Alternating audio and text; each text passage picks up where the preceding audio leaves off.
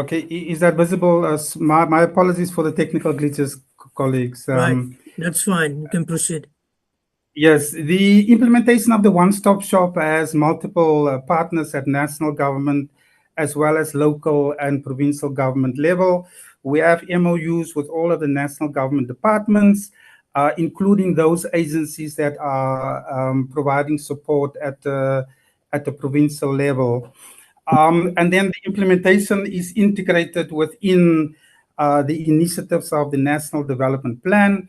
We're also working very closely with all provinces to ensure the integration of our support services to investors, and that is contained in the provincial economic development plans as well as at a local level. It's really about making sure that the whole of government supports the implementation of investor facilitation services. In terms of our value proposition, apart from the enhanced coordination across all of the levels of government, it is really about making sure that we reduce the cost burden on investors to run from one department to the other, and thereby making sure that investment projects are implemented in an accelerated manner. The strategic role and focus then of the one-stop shop is keenly focused on making sure that we improve our investor facilitation services, that we support all of the red tape reduction initiatives of government, that we remain inclusive at the provincial and local government level, and that we utilize stakeholder engagement, marketing and communications to effectively mobilize, but also to increase the uptake of the services at the one-stop shop facilities. In respect of the touch points, we get investor inquiries for support through various means, the missions of the Republic abroad. There's our social media platforms, including the website. There's direct marketing. There's newsletters as well as the implementation of the investor survey, which is done on a quarterly basis. The process of managing investor inquiries is very simple. We obtain the inquiry and we proactively analyze to which government department such inquiries must be escalated. And we actually track that process to ensure that all inquiries are attended to within the shortest space of time. And we have seen a number of key pledges, key commitments made at the South Africa Investment Conference, including the provincial investment conferences being implemented in a speedier manner. So our service contribution is really anchored on making sure that we achieve the objectives set out in the Invest SA one-stop shop value proposition. Currently, we have established 4 one-stop shop facilities already. The one at the DTI head office, the Western Cape, who has recently relocated to a different venue, our office in Sandton here in the Gauteng province, and then also our office in the province of KwaZulu-Natal. We have finalized the refurbishment of the Eastern Cape office as well as Limpopo office, and we have started operationalizing the key responsibility areas of the one-stop shop. We also have a number of facilities, satellite facilities at the zones at Kucha, Dube Trade Port, and then KwaZulu-Natal has taken the lead in ensuring that the one-stop shop at the provincial level is now taken to a district level. And they have managed, with the support of the Provincial Economic Development Department and the DTIC, to date we have established 4 satellite one-stop shops already. It's important for us to ensure that the satellite one-stop shops are extended from the provincial level, because that's where the support to the district development model is required. And KwaZulu-Natal has taken the lead, and we are going to be using that implementation model across all provinces as well. We are also currently assisting both the Northern Cape province and including Mpumalanga with the refurbishment of the identified one-stop shop location.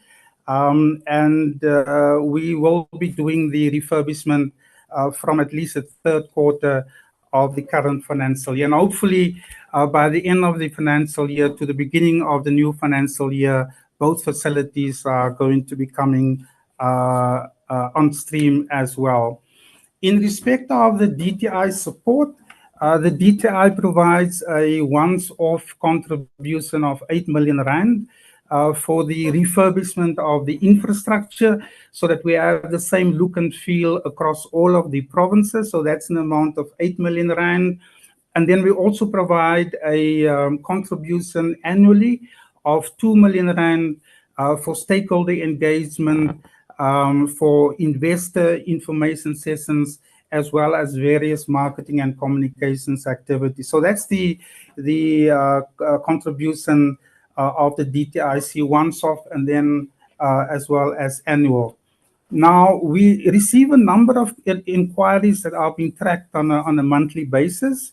And the inquiries varies from one province to another, but that's the basket of inquiries that we receive generally. Requests for information on investment opportunities, trade, products, as well as information on infrastructure and support required by investors on various other key red tape reduction activities. Now, we manage the one-stop shops in collaboration with the provincial investment promotion agencies. So this slide is just a mere snapshot of the kinds of inquiries broken down per province that we collate on an annual basis. So there's the category of investing inquiries, regulatory issues that we have resolved, and then there's the visa facilitation services offered by VFS through the collaboration with the Department of Home Affairs, and then there's the category of stakeholder engagements, which is also happening on a quarterly basis. The branch at the DTIC have recently introduced the visa recommendation system. It's an automated system that seeks to improve our service offering to investors. The process is simplified. Documents are uploaded electronically.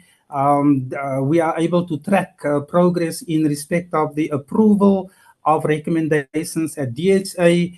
And it is a very secure system that seeks to then improve our service delivery to the investor community. In respect of the broad return on investment, from our experience over the past few years, we have seen improved relations between government at both national, provincial, and a local government level. So that observation for us is important because it shows to us that government can work together. If we are focused on ensuring, fast-tracked increase economic growth and development at both provincial as well as local government level. We have also seen improved investor services because these services are now being standardized. We have an inquiry management process in place that ensures that all investor inquiries are then speedily addressed. So generally speaking, we have seen improved relations, and we are hopeful that the implementation of one-stop shops across the country will be sustainable in future. Also, in terms of our implementation experience, obviously there will be challenges, but I think government has largely been keen to resolve such challenges in an amicable way. Important for us is obviously making sure that we have a sustainable facility into the future. And so we want to highlight the issue of capacity. And then the other key issue is that there is room for improvement of alignment at both provincial and local government level. And that we hope we would be able to collaborate with SALGA and the Department of Cooperative Governance and Traditional Affairs to synergize at that specific level. The key lesson for us, again, I want to emphasize, is the hope that through the establishment of one-stop shop facilities at provincial and local level, there would be increased investment projects implemented in an accelerated manner. That is for us the key takeout that we have experienced over the past few years. We're not in utopia yet, but we remain hopeful that parties are all committed to ensuring that government's investment initiatives are implemented at both national, provincial, and local government level. And with that, members, I want to thank you.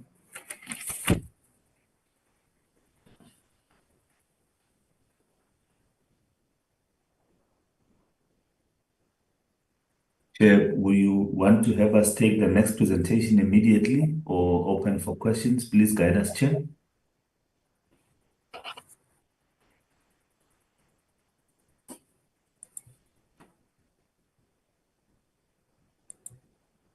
The agenda had all presentations being done and then a Q&A, if I may. No, thank you very much. Let's take the next agenda then. Next presentation. Thank you, DG. I will do the presentation on the Energy One-Stop Shop. Tiago, can you load it for me? Is it visible, Eunice? Yes, that's fine. Thank you. You can go to the next slide.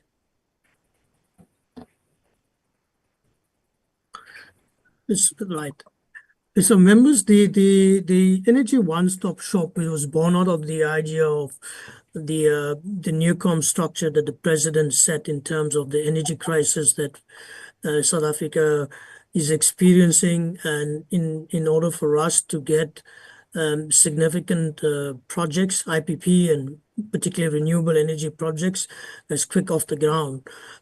So this work was done by the PMU unit in the presidency, and it was handed over to us in July 2023 because it's quite similar. The concept is quite similar to the general one-stop shop, but it focuses primarily on energy and getting energy projects as quick off the ground. And so we've established the Energy One-Stop Shop here in the DTIC campus.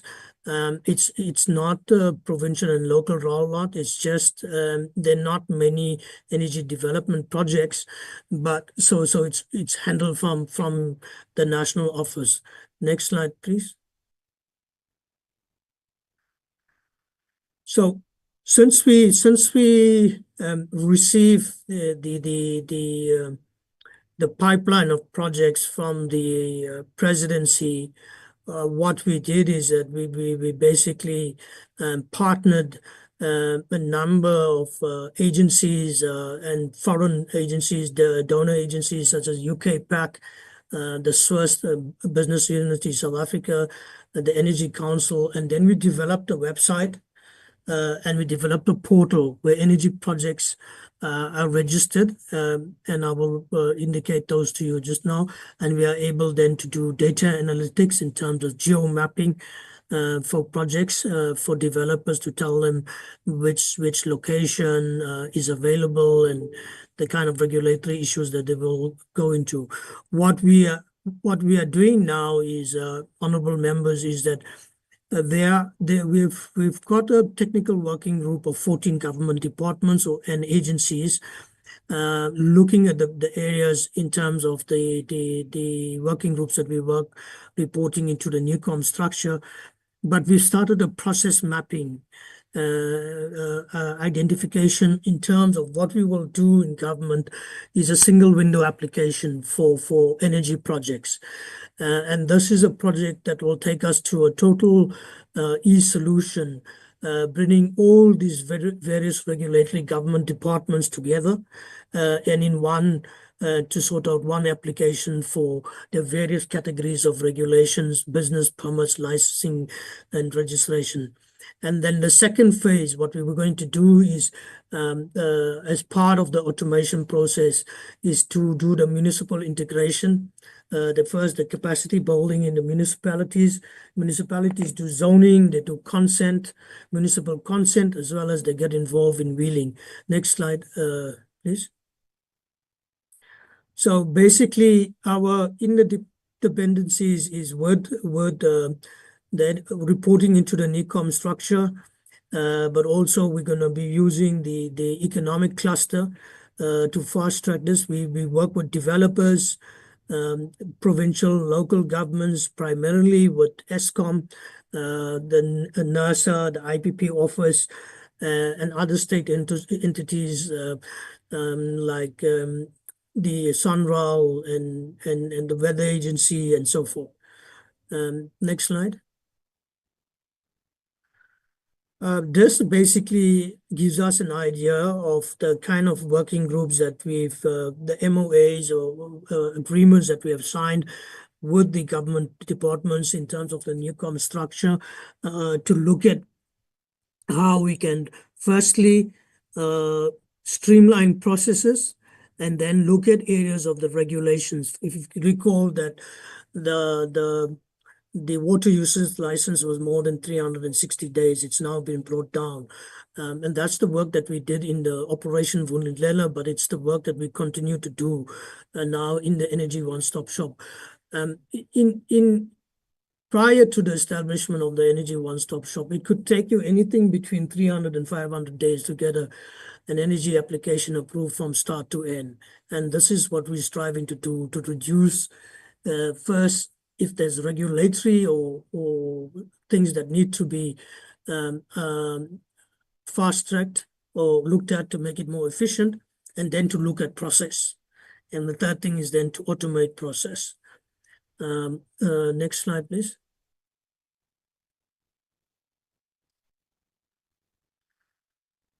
Here again, we work in terms of 3 working groups in the NECOM structure. That's the National Energy Crisis Committee. We're working with the enabling private generation, grid access, and strengthening and expanding the transmission network with ESCOM. So in these 3 working groups, we work with the various government departments in terms of unlocking these kind of projects. And the work is escalated through the NECOM structure, where there are challenges that we see that it's taking a lot of time to resolve, and member departments or agencies are taking a bit while we take it to the structures of escalation through NECOM. Next slide. Again, here is the government departments. Also, it's the various areas, such as even the Heritage Agency, the Weather Agency, Roads Agency, telecoms that you need to get involved, even agriculture, even the defense need to get permits for these kind of things. So this just is a snapshot of some of the government departments that are involved in the process and the technical working groups. Next slide. So here we received this from the presidency, 114 projects, and then we got this manually. And we then started a process where we categorize these projects from the least regulatory hurdles, or the ones that we could get quick onto the finalization of financial closure or COD, and to get a PPA.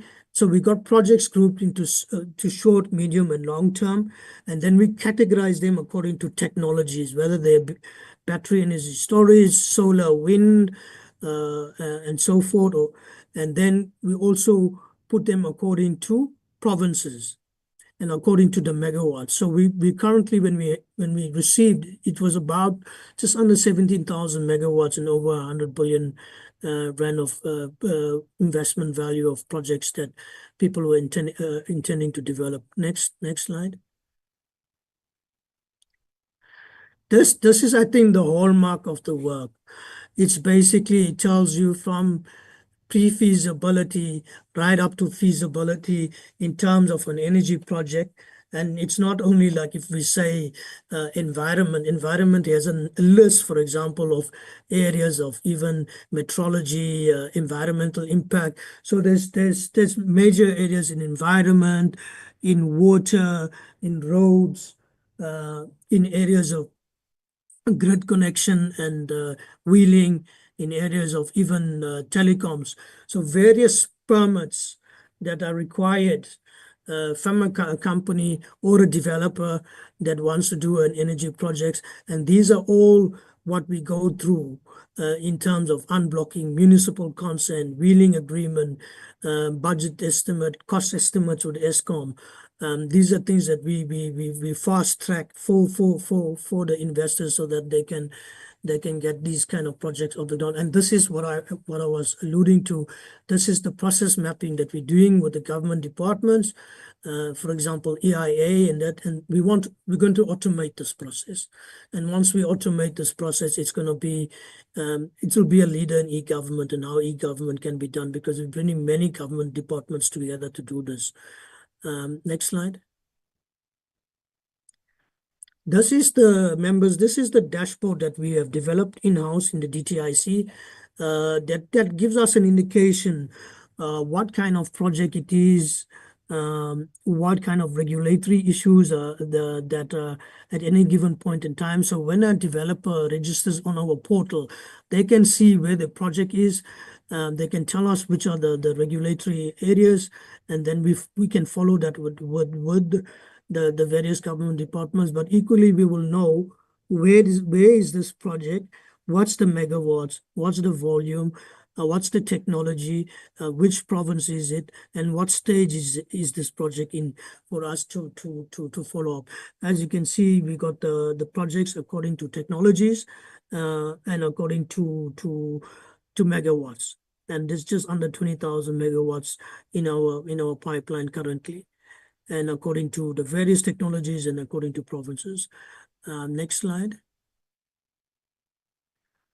So to date, the pipeline and the performance of the energy one-stop shop, as I said, we just have about under 20,000 megawatts, different technologies. And we continue to see how we can get projects that to financial closure. Some of them are operational, some of them are in construction, and some of them have the regulatory challenges to overcome. What you can see is that, for example, on 100 megawatts of energy, you can power about 80,000 households. And on the right-hand side, you can see this is what could be the energy consumption for an automotive plant, a small automotive plant, a medium automotive, and a large automotive plant. What will be the megawatts required? Next slide. Here we're looking at, as I said, each project will have a multiple or facet of regulatory issues to undertake. So thus far, we've unblocked a total of more than 102 regulatory challenges from the time we've taken over the project and established the energy one-stop shop. But on the right-hand side, it just gives you the indication of where the delays are. So some of the delays are principally relatively easy issues. For example, with SANDF, it's basically you need a letter of no objection, where if you're establishing a power plant, it needs to be like about 40 or 50 kilometers away from a defense force area. Then there's about 10 projects that waiting approval from DMRE. Then there's the Air Navigation System and Civil Aviation Authority. then the servitudes to DPWI, and then the budget codes and cost estimate letters with approvals from Eskom. This is what we have prioritized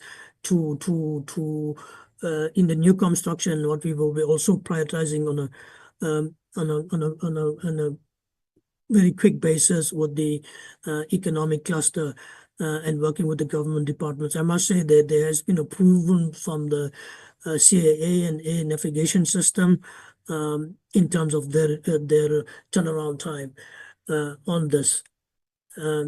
Next slide. So the single window application brings everything together. As you can see, the various government departments, it will be a total electronic system that where each template or application, it will go straight to the back office of the relevant government department or agency. And in parallel process, everybody will do their approval. So it's not like somebody applies today and then they'll have to wait to them to do EIA or a water usage license. It will all work simultaneously.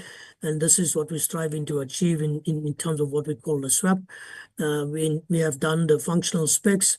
We were being funded by donor agencies. We lost a little bit of funding from the US, but we continue to talk to a number of other donors to see how we can get this program off the ground. It will cost us in an area of about 60 million rand, and we intend to finalize and launch this in Q4 of 2026. Next slide. This basically gives you an idea of the number of developers doing energy projects. It's just a snapshot. There are many others, but these are the ones that have submitted projects to us in the time that we have launched the Energy One Stop Shop. Next slide. And here, just some of the projects that we've unblocked. For example, the biogas project is a project that supports 10 megawatts of biomass to BMW here in Swane. We've done the EIA for that. We've done the Spluma for a project for solar power in the Free State, 70 megawatts, as well as a 350 megawatts project with approval from DMRE from Mpumalanga, and another one in Free State where we got the road right of way leeway, the way leave for the road from Sunrail. That just gives, it's just also a snapshot, a quick snapshot of the kind of work that has been done in the Energy One Stop Shop. Next slide. This very quickly gives you the energy environment. 2.8 gigawatts procured or installed capacity, and the energy milestones as of 2024, and then the energy landscape in early 2025, just under 27,000 megawatts, and electricity generation in early 2025 was 54 gigawatts, and disposable generation just over 26 megawatts, 1,000 megawatts. Next slide. In terms of South Africa's power capacity, these are our coal-fired plants, base load, peaking plants on the left-hand side, and the various power stations involved. And then on the right-hand side, these are our pump storage schemes, Ingula, Drakensberg, Pamlet, and Steenbras. Next slide. This is the phase 2 that we talked about, looking at how we strengthen municipal integration, working with Salga, particularly for the Spluma, which is one of the major areas that needs to be processed and basically streamlined, but also areas of municipal consent, areas of the wheeling agreements that we would do, as well as in this phase, we will do the capacity building in the municipalities for renewable energy projects. Next slide. And then some of the socio-economic impact assessments contributing to our net zero initiative, decarbonization, jobs, and expanding our energy mix and having a pipeline of energy projects. And we talk about it a little bit more in the coming slides. Next slide, please. So in terms of the overall IPP program, the key achievements of the IPP program as of December 2024, more than 230 billion rand of investment, 104 projects, just under 8,000 megawatts, of which 90 of these projects are now reached or started commercial operations. There's more than 84,000 jobs created, 3.2 billion rand in terms of actual contribution. There's also local spend and areas of actual spent on BEE, over 107 billion. The next slide. And this gives you an idea of the local spend. Each IPP project is more than about 50% of the project that has been locally procured. Local spend in terms of December 2024 was over 73 billion. And you can see the provincial spread with the Northern Cape taking significant amount of those kind of major projects are in the Northern Cape. And one of the ones that we worked in is in the Aqua Power projects that we got onto the ground. It has a BE component. It supports that project of 100 megawatts of concentrated solar power, supports more than 70,000 households in the Northern Cape. There was also the socio-economic impact of building new houses, schools, education, and skills in the Northern Cape from that particular project, which was more than a 10 billion rand project of 100 megawatts in the Northern Cape. Next slide.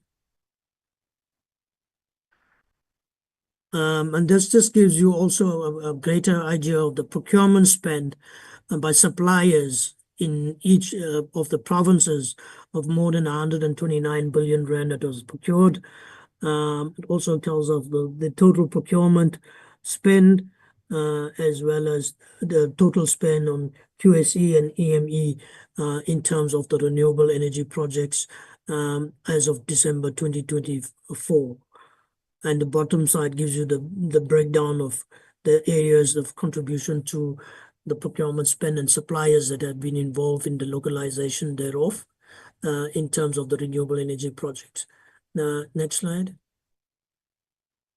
So this is, I think, concludes what we're trying to do.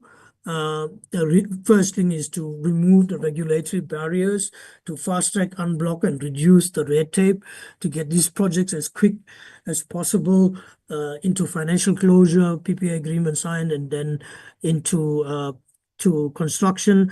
The main thing for us is to get this right, is to do this electronic automation in terms of the single window application, due to municipal integration, and then obviously the economic benefits and the continued expansion of the renewable energy sector itself as a sector through the work of the one-stop shop and various government departments and agencies.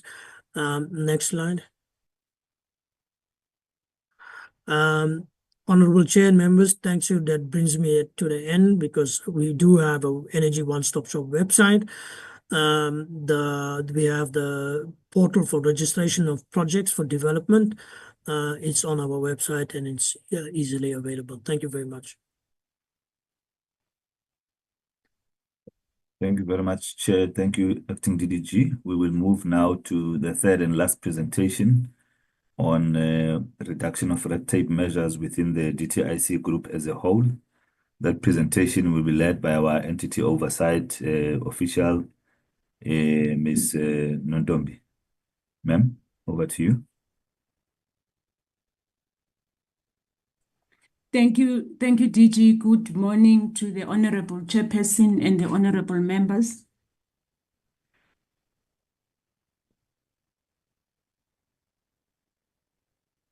I'm going to take the committee through the red tape interventions by the DTIC entities as the DG has indicated. If you can move to the next slide, please.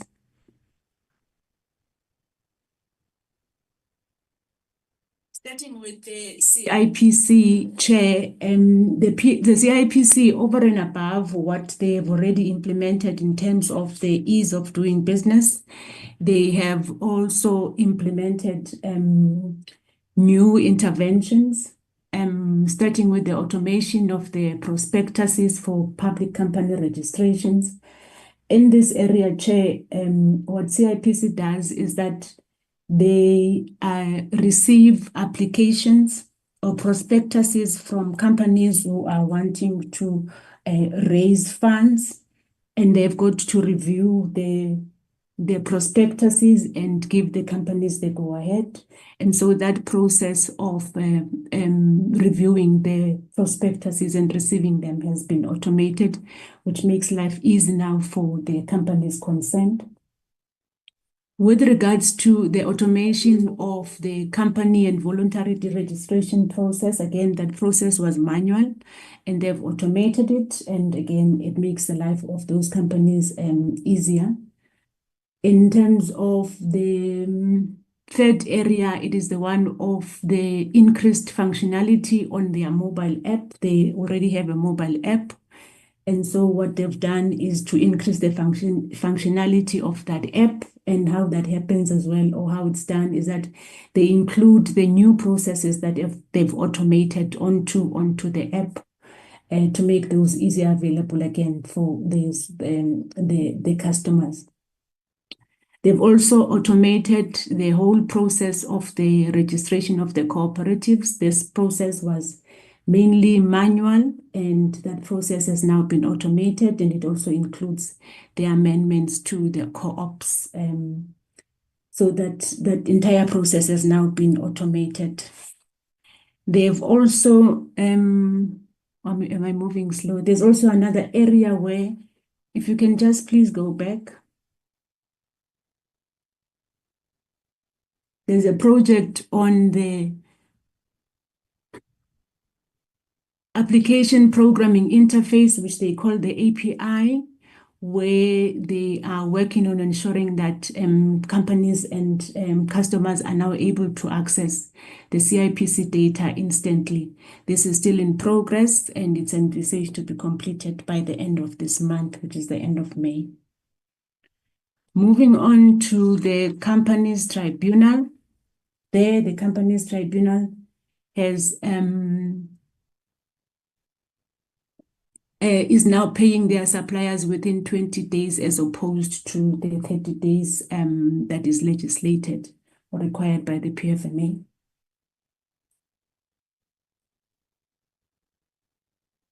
Moving on to the ECIC. The ECIC has got the Export Passport Insurance Facility, and this is meant for SMMEs as well as the Black industrialists. And what they've done again to assist those companies in terms of growing their businesses and accessing markets is that they've relaxed their underwriting criteria. CIPC usually has stringent underwriting criteria that they apply for their projects, and for the SMMEs and Black industrialists, they've relaxed those to ensure that there is they make the access to they make access to markets, and also for the businesses to grow more easier. Moving on to the IDC. The IDC, again, in an effort to improve the ease of doing business and customer experience, and also reducing transaction turnaround times, they've embarked on an end-to-end project looking at their processes and looking at where they can improve. And they've identified a number of areas where they need to make improvement. There's work ongoing in many of the areas, and where they are looking at those improvements. And then the ones that they speak about in the presentation is that they've adopted a Microsoft Dynamics 365 to replace the SAP deal management solution that they were currently using. And this, again, they have implemented already. They are implementing it in phases, and phase 1 has been completed. So this now is an intervention that is going to ensure that they enhance their deal development processes as well as their portfolio management processes. They've also introduced an e-signature tool, and this is now replacing, I think as we all know, manually you've got to take a document from one person to the next for the documents to be signed. So now for all their legal documents, they've introduced e-signature, which is also going to ensure that customers' experience is much better and the turnaround times are improved. They've also developed an application for the authorization of drawbacks, and phase 1 of this has been completed, meaning that customers are now able to do the process around the authorization of the first drawbacks. This is the withdrawals against the loans that they would receive from the IDC. So that process is now being made easier, and the other amendments are still ongoing. If we go to ITEC again, to speed up their turnaround times and also to ensure that they clarify their processes, they've amended the anti-dumping regulations, and the process now is between the ITEC and the department has been finalized. And so the issuing or the finalization and the publication of the regulations is scheduled to take place by the end of June this year. The timelines, I just want to indicate, Chair, that the timelines in the slides that are showing is showing 31 May because that's the presentation that we submitted. We did receive an updated slide from ITEC yesterday, hence I'm indicating that the envisaged timelines have changed. The amended regulations are meant to be published by the end of June 2025, as opposed to the 31 March that is showing on the slide. We apologize for that. And so the process of amending those regulations is meant to be concluded by August 2025, as opposed to the first quarter again that is showing on that slide. We will submit the revised slide. That's the ITEC slide is the only slide that has been amended. Can you just go back to that slide again, please? ITEC is also, again, to reduce the timeframes in relation to investigations. They are also amending the safeguard regulations. Again, the internal processes are concluded, and the envisaged timelines for the publication in the Gazette is now the end of June again. And again, the regulations, the process of finalizing everything is envisaged to be by the end of quarter 2, as opposed to quarter 1 that's showing on the presentation. Moving on to NCC, the NCC has automated the system for the filing of complaints. I think as committee members will know, some of the committee members will know, there's been this cry about the automation of the complaints system by the NCC. The system is now fully automated, and it's now increased the accessibility of the system to the users. People are able to access the system 24/7, which makes the filing of complaints easier. They've also now put in place an APP target that looks at the timelines around the finalization of cases. Historically, the NCC would take up to 3 years to finalize cases, and now they have targeted to ensure that at least 75% of their cases are finalized within 12 months, which is going to again assist in terms of ensuring redress to affected customers. Moving on to the NCT. The NCT also has a number of interventions that they have put in place. They've created a case management system and the system is helping them digitize case records and also allow for electronic adjudication, and also it assists with increasing the speed of adjudications, as well as managing the adjudication costs related to the adjudications. So members, for instance, they moved with the use of the system, they moved from hearing one matter in court, and they are currently on a daily basis able to adjudicate debt rearrangement cases, about 80 of those on a daily basis, which is a huge increase from the one that would be had in court. And they've also, in terms of speed as well of the adjudication, they have been able to reduce that from 120 days to just under 30 days, which is also another huge reduction and increase in efficiency. They've also, I think, since COVID, introduced online hearings, which is also assisting them in terms of reducing filing costs for the customers, as well as the savings for the entity itself, because they are all now saving on the traveling costs related to the tribunal members. They've also introduced what they call billing guidelines, and this is in relation to non-debt rearrangement applications. And what happens here is that previously there would be one matter that is heard in court on a daily basis, and now they are able to group matters, and as such, they would be able to group 3 to 4 matters on a daily basis. Also assist in terms of costs, assist in terms of making sure that consumers have access to justice and faster adjudication. They also are making use of an electronic file distribution system, which again helps in terms of the costs related to couriering documents to members who are all over the country.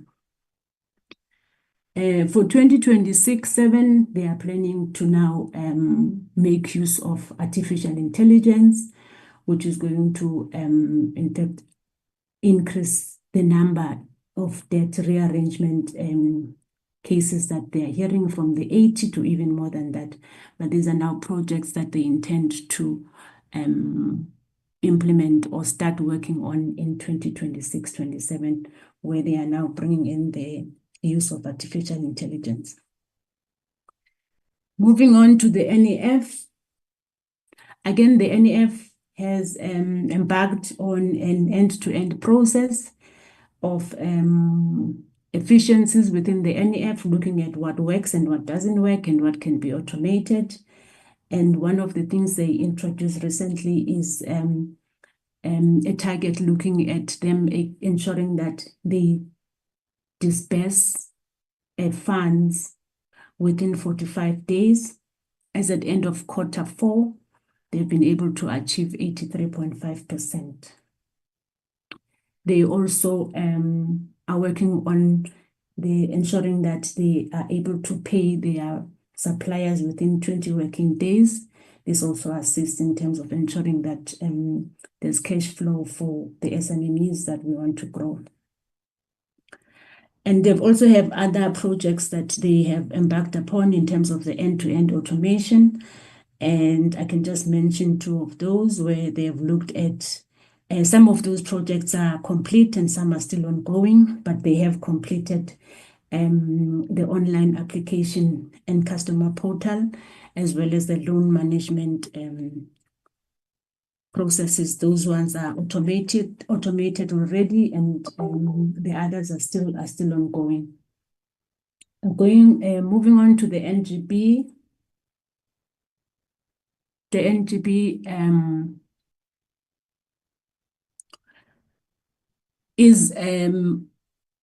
has embarked on ensuring that the payment of suppliers is done and completed within 15 days, as opposed to the 30 per the PFMA. Moving on to I think the next one is the NLC. The NLC again, to enhance efficiencies, effectiveness, and also deal with the challenges that the entity has been in the news for. they have also embarked on a process of modernizing their business processes and systems. Some of them are already automated. If you look at the applications processes that they've recently advertised, some are still ongoing and they are envisaged to be completed by the end of the financial year. We have also, in terms of the payment of grants, in terms of the regulations, they are supposed to pay out their grants within 60 days. They've not been able to achieve this. At the moment, they are paying 60% of their grantees within that period, and the intention is to make sure that by the end of the next financial year, they are able to pay 100%. In terms of the next one, which is the adjudication of applications, again, the regulations require that the applications be adjudicated within 150 days. They unfortunately have not been able to do this, and part of the reason is the number of distributing agency members that they have. They don't have adequate numbers. We as a department are working on the appointment processes to ensure that they have adequate numbers. They also have introduced more assessment processes and measures to tighten the controls, and it's also contributing to the achievement of the 150 days. But the intention is to ensure that by the end of 26-27, they are able to achieve that 100% payment within the stipulated timelines.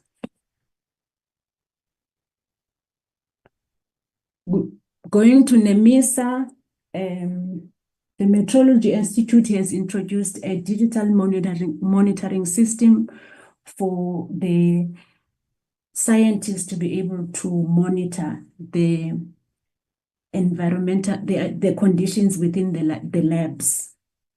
And these are labs, they've got, for them to work, they need to be at specific conditions. And because of load shedding and other issues, those get affected. And so the system allows the scientists to be able to monitor the conditions within those labs digitally and be able to implement whatever corrective action is required so that the labs are able to work and for them to be able to serve their customers better. The NLCS has automated the electrotechnical safety approval applications. Again, this was a process that was mainly manual, and at the moment, 60% of the applications are being processed electronically, and the target is to have that move to 100% by September of this year, and following that, they will be maintaining. Subs, though they have not implemented this, but there's an intention to increase the use of Type 3 certification. If you can move to the next one. They are intending to increase the use of Type 3 certification. And this again is a certification that is relevant and applicable to small businesses. And the intention again is to allow those small businesses to grow because it allows them to certify more products. And this is something that they intend doing by this year. They've not started as yet. SANAS is maintaining the 13 days turnaround times in relation to the issuing of certificates and scopes for accreditation. Previously, they used to do this in 20 working days. They've been able to reduce that to 13 days, and they are maintaining that. The TRP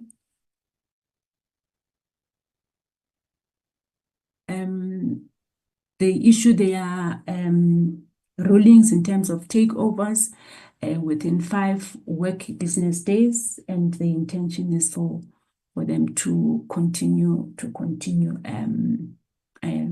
with that turnaround time. So that's the last one, Chair. Thank you very much. Thank you very much. Is there anything, DG? Chair, nothing from our side. I think we will be guided by you in terms of how we move from here. But thank you very much for the opportunity. Thanks. Okay.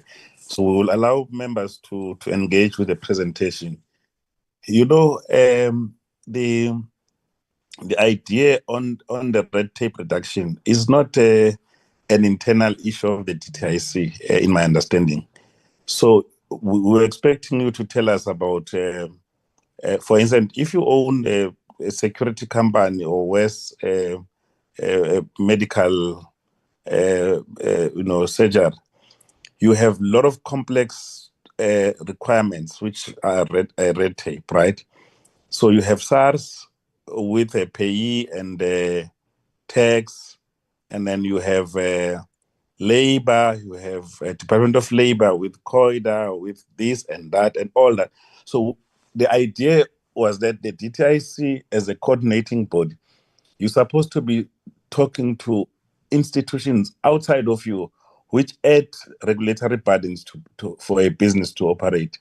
I'm fine that you if this is a starting point about your own entities, but I have a problem because then it will never address what becomes a problem out there on the street. Because a security business, you have almost 15 requirements which can be clubbed together into 3 or 4 things that are done in order for you to ensure that you can comply with all those things. And all of them, they've got expiry date, they've got this, they've got that. Business people are struggling out there just on compliance. The amount of money they spend is is too much. So I really think this is not what one would have expected. But let me allow the members to come through. Andre, you'll help me with a show of hands because I can't see. I'm using a phone now. No problem, Chair. Mr. Thring and Mr. Chance, who's the only hands currently up, Chair. Okay, Mr. Thring, and then it will be followed by Mr. Chance. Thank you, Chair. Let me also appreciate the presentations. Chair, I will go through all of my questions for the different presentations, starting with the one-stop shops. The first question, Chair, is if I could be given some information with regards to what the footprint is, number of feet coming through the doors in these one-stop shops that are the ones that are currently operational. It'd be interesting to know what kind of footprint they actually have.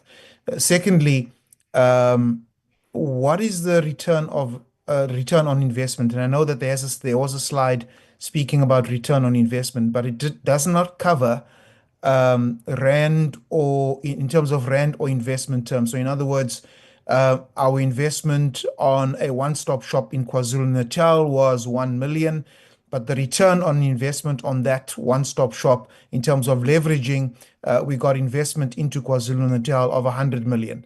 So is there any, has there been any measuring of return on investment in rand terms or investment terms?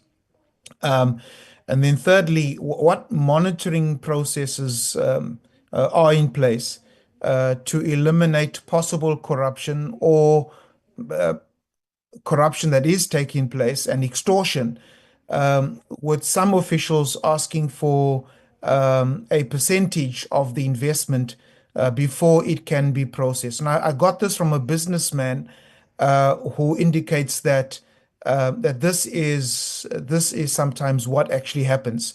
So what mechanisms are in place to ensure that you do not have any corruption or extortion taking place? Then with regards to the energy one-stop shops, perhaps just a simple question: what is the extent of the involvement of the World Bank, the IFC?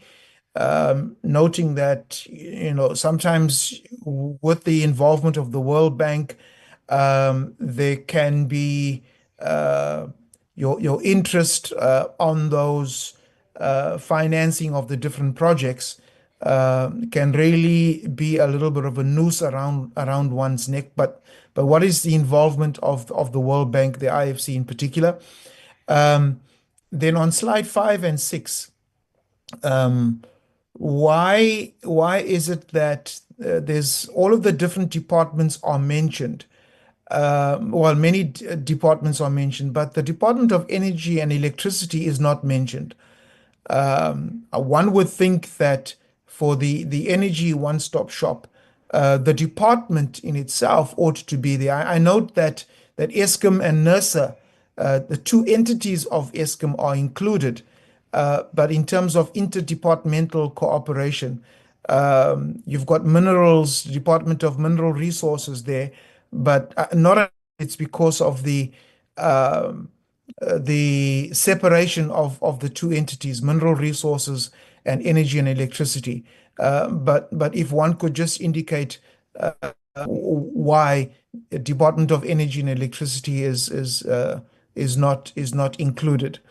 I'm thinking that it's because of that the separation of the two entities. Then, Chair, I'm concerned about the skewed projects per province. I noticed that the Western Cape, I think it is the Western Cape because, those blocks, coloring blocks are kind of very small. But it seems like there's one project, one province, and I think it's the Western Cape, that has 50% of your projects, energy projects, taking place within the province. Of the 228 projects, my quick calculation. Why is that the case? Why do you have such a skewed projection of projects with 50% being in one province? Then slide 17, when one looks at energy production from our coal power stations, I noticed that Komati is included. So I'm not sure whether this is again outdated because Komati has been decommissioned. And so we no longer have Komati because of pressure that has been put on South Africa to move away from coal, despite the fact that we have some 200 years worth of high quality coal, and the minister indicating that the problem is not coal, but the problem is emissions. And we also have clean coal technology, which enables us to deal with the emission problems, because this has been the complaint. The complaint is emissions. But technology exists to utilize clean coal. Clean coal technology exists, as well as low heat coal boilers or burners, which emit safe emissions. So my question here is, why is Komati being included? Medupi is not included. And then in line with that, I haven't seen, with regards to the energy one-stop shops, any inclusion of our use of base loads, coal as a base load, in order to secure energy in South Africa. And many countries, including recently Spain and Portugal, where the reliance on your so-called clean energy technology has actually failed them, having, Spain and Portugal recently having blackouts because of the intermittent supply of electricity and so on. So my question here is, why has there been so little focus on the use of our coal resource and clean coal technology? Then, Chair, finally, with the red tape reduction in slide 3 for the CIPC, they have all the completion dates, all the completion dates been met, and have the automation mobile app functionalities and programming interfaces been successfully implemented? Were there or are there any glitches with regards to the completion dates being met, the implementation of these functionalities? Have there been any glitches, and have these been resolved? And then finally, Chair, on a more positive note, I want to just appreciate the substantial turnaround times for the adjudication matters for the NCT. And this is, I think, what we should expect from all departments. And this would also obviously include the National Lotteries Commission, because the failure to process applications within the legislated time hinders service delivery to our children's schools, sports, art academies, and other applications similar to those. But with regards to the turnaround times at the NCT, applause from the ACDP side for those improvements. Thank you, Chair. Okay, Mr. Chance. Member Chance.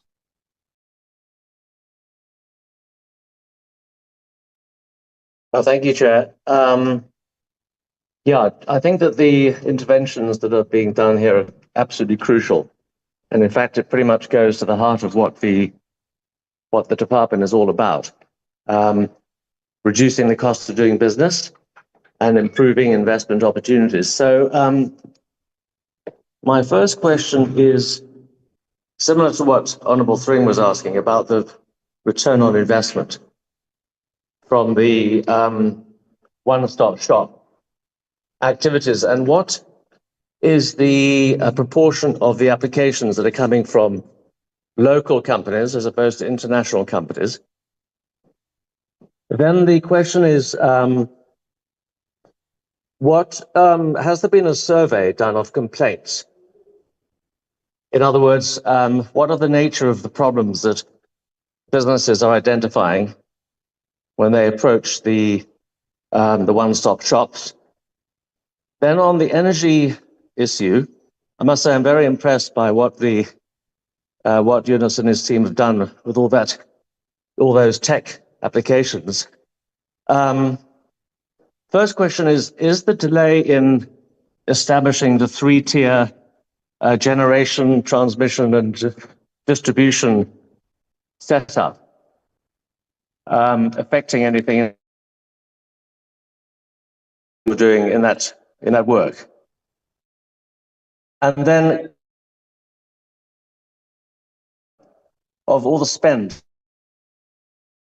SED and ED, because we're talking about very large sums of money here.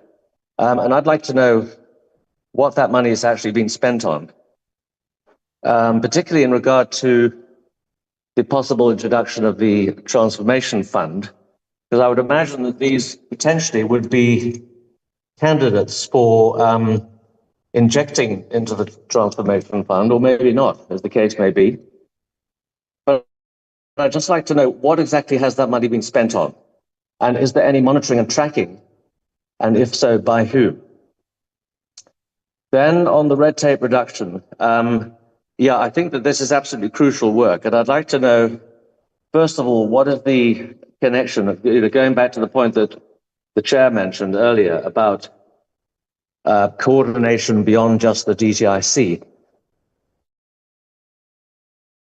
Work that has been done with the red tape reduction unit in the presidency, Sipho Nkozi's team, as well as the Department of Small Business Development, because both of those entities have actually got a mandate in this regard.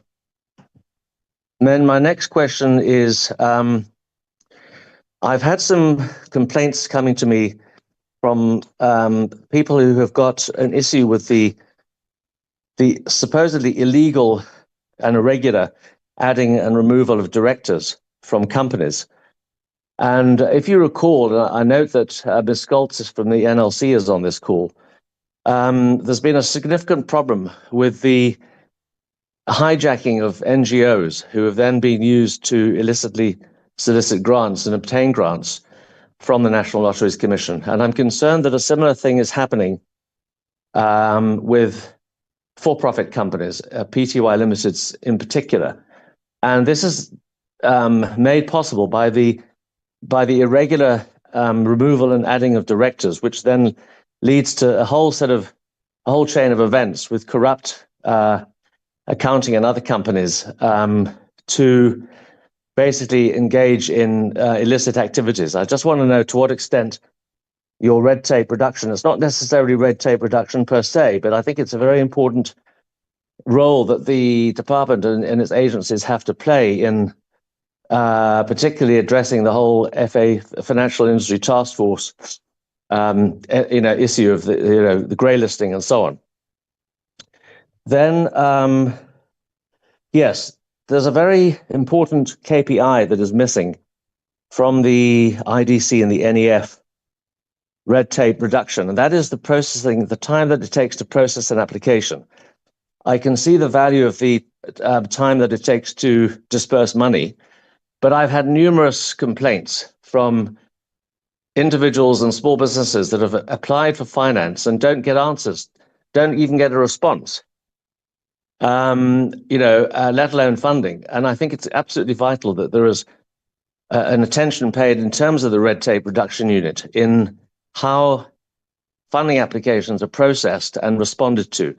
And these people need to be communicated with. And so often they're just left in the dark. They don't know what's going on, and they disappear, feeling very frustrated. Then there was something also missing, the Consumer Goods and Services Ombud, which does have a mandate to report to the DTIC indirectly. And again, I've had a lot of people coming to me saying that they can't get answers from these guys. They just don't get any response. And in fact, I phoned them recently to follow up on a letter that had been sent to the CEO. I phoned them. It took about half an hour to get for the phone to be answered. I asked for the CEO's office. They said they wasn't available. So I said, well, please, can you leave a message? So I left him a message, and nothing has happened. That's a week later. So these are the sorts of things that actually go to the heart of customer service and red tape reduction. Then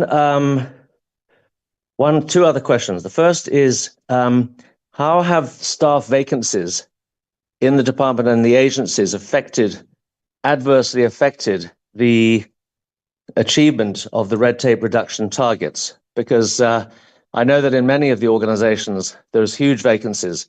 And I just want to know if those vacancies were filled, would it help achieve those red tape reduction targets? And then regarding the SABS, which seems to have, very few red tape reduction targets. I mean, I think there are some fundamental problems, as we all know, with the SABS that we can go into another time. But a report came out yesterday that South Africa potentially loses 10% of GDP to illicit trade or trade in illicit goods. And much of that is to do with the fact that they don't have standards. There's no standards, certification process involved. So goods come in and go out with actually proper monitoring. How much time and attention is being paid by the department to that issue of certification and identification and removal of uncertified goods? Thank you, Chair. Chair? Yes. Ms. Mosekatsi has raised the hand, Chair. Also, Chair, Mr. Lange has submitted questions, is attending another committee meeting. Would it be in order if you put those questions on the chat for DTIC to respond to, Chair? Yes, maybe after Honorable Muskatsi, and then you read those for us so that they are on record. Okay, I'll do so, Chair. Thanks. Thank you. Thank you, Chairperson, and good morning to all in the platform. Chair, I just have two questions to ask to the department. How does the DTIC and or the province market the availability of provincial SOS to potential investors to ensure uptake on its services? And then the other question is that, has there been an improvement in the level of engagements and commitment from various government departments and public institutions within the OSS? What are the impediments, if any, to constant government engagements on this platform? Thank you, Chairperson. Chair, I'll read Mr. Lange's questions, Chair. Just give me a second. Yes, please do. Mr. Lange, Mr. Lange has submitted questions, is attending another committee meeting. Would it be in order if you put those questions on the chat for DTIC to respond to, Chair? Yes, please do. He asked, what specific institutional and regulatory challenges has the DTIC identified in consolidating the multiple government agency into the SWAP platform, and how are these being addressed to ensure intergovernmental coherence? Next question. Given the full municipal integration is expected only by the end of 2026, can you please elaborate on what interim measures are being put in place to prevent bottlenecks in renewable energy projects approval at the local government level? Please highlight what role has the IFC and FCDO played in technical design and institutional alignment of SWAP, and how is the international expertise being localized for South African regulatory conditions? The fourth question. To what extent will provincial governments have decision-making power within SWAP, and how will accountability be structured across national, provincial, and municipal spheres? How will the DTIC ensure that municipal level delays or discrepancies in land use approvals do not hinder the overall implementation timeline for SWAP integration by the end of 2026? This is the one-stop shop questions. How accessible is the national online one-stop shop to SMEs and rural entrepreneurs, particularly in provinces with limited digital infrastructure? On slide 5, what metrics are used to evaluate the impact of the 275 regulatory approvals obtained, and how do they translate into tangible benefits for communities, such as job creation or infrastructure development? Third question, how are the roles and responsibilities delineated between invested SA and provincial or municipal investment promotion agencies to avoid duplication of efforts? What role do traditional leadership structures and local development forums play in investment facilitation, particularly in rural or peri-urban areas? Are there any outreach efforts aimed specifically at promoting investment in rural and underdeveloped provinces such as KwaZulu-Natal, Limpopo, or the Eastern Cape? What strategies are in place to address identified challenges around institutional capacity and funding constraints at the provincial OFS level? Last questions, Chair. With regards to the test version of CIPC's mobile app, what are some of the challenges the app has encountered, especially as it relates to security measures that will protect users from major threats such as ransomware, info-stealer attacks, and phishing? With regards to the new loan management system that went live in April, what are some of the challenges faced by the system administrators, and what measures have been implemented to quickly resolve them? The last question, considering that small businesses are often the ones facing administrative difficulties when it comes to securing investment, please provide further details on the progress that has been made on the investment report template for small businesses. Thank you, Chair. That's all the questions that you've raised, and we'll put it on the chat as well now. Thank you very much. Are there any further hands so that we can go back to the department? Chair, we have Mr. Gama and Ms. Schlauser-Webster who's raised their hands, Chair. Okay, in that order.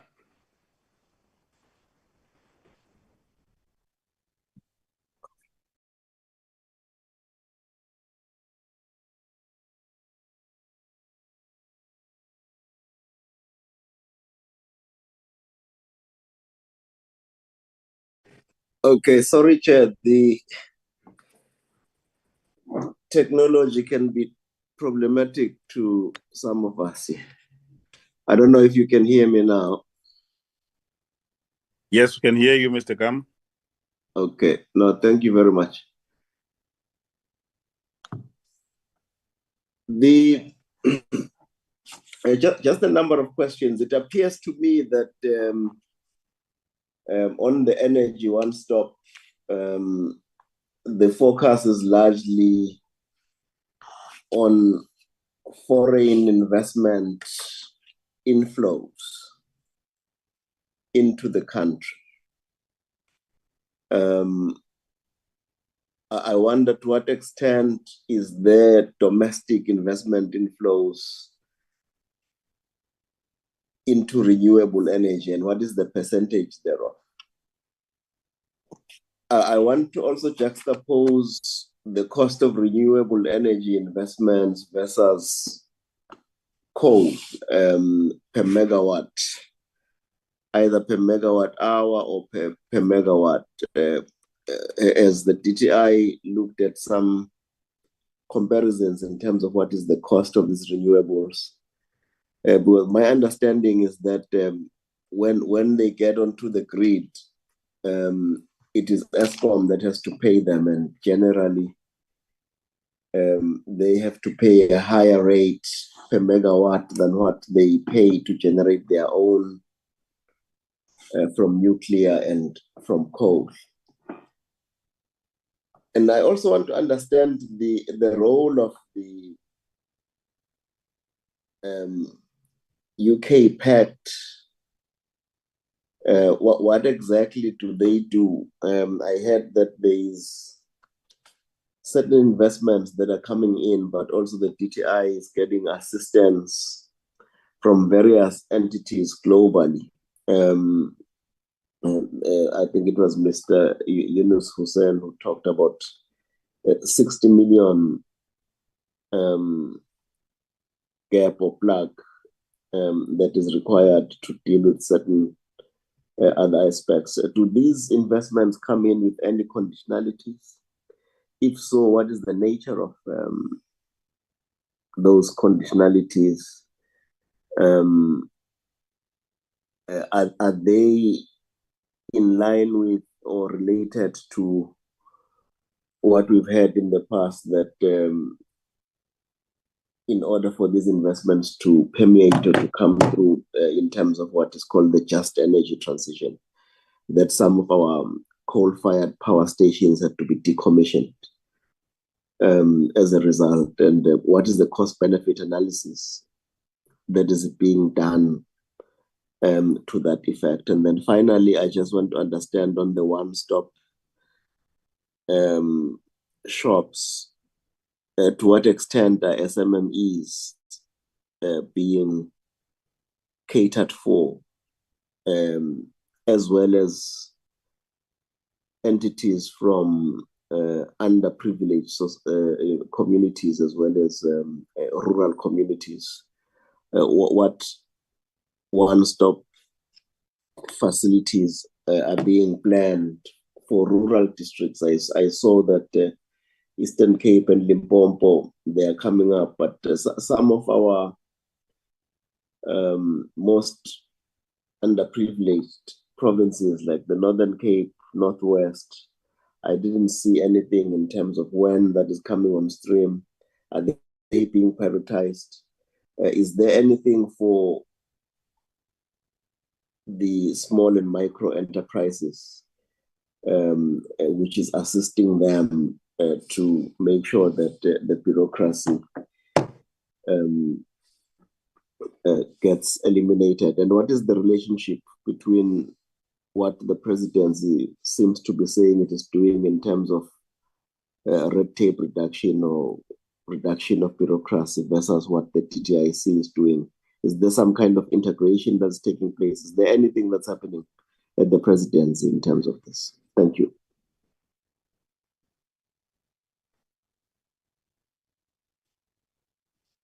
Honorable Webster. Thank you, Chair. Maybe let me just start off by then going straight into off the back of what Mr. Gama has been raising, because it speaks quite directly to it, particularly on the energy one-stop shops. So first of all, thank you very much for the presentations. And I think, you know, it's good to see that there's progress in these areas, particularly when it comes to ease of doing business. With regards to this issue of provinces that are generally on the margins of some of the economic activity, maybe a more direct question would be to say that there's 114 projects that presented as being in the energy one-stop shop pipeline. So I think the question would be, out of those 114, what's the percentage of those that are located in historically disadvantaged provinces. The Northern Cape has been mentioned, and I know Limpopo, Free State. What are the, what is the percentage that is allocated to them? And then the second was that performance and accountability, is very important. And there's, sightings of delays in IPP projects by 90 days to a year. And so what are the mechanisms that exist to make sure that there's accountability, to make sure that there's performance, particularly among departments like the public works, etc.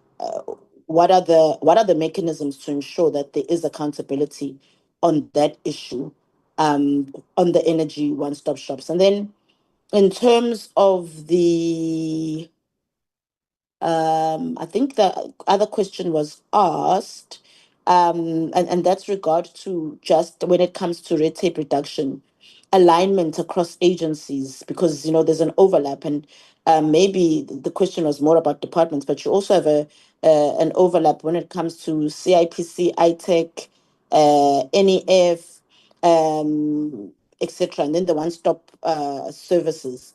So how do you then deal with that overlap? Is there a plan for a small business facing portal, or some sort of platform that can simplify the access? Because this idea of, this agency doing this and that one is what often is the issue, and what causes the complication and the bottlenecking in many instances. And then lastly, when it comes to the one-stop shop, and this has also been raised, the issue of localization and investment in municipalities that maybe fall outside of metros, but also for me, particularly in township and rural areas. So has there been a measurable impact of the one-stop facilities on increasing investment in township and rural areas? I'll leave it there, Chair. Thank you. Any further hands? No, Chair, no further hands, Chair. Okay. DG, you have almost an hour to yourself, and then we will see if there are follow-ups. Thank you.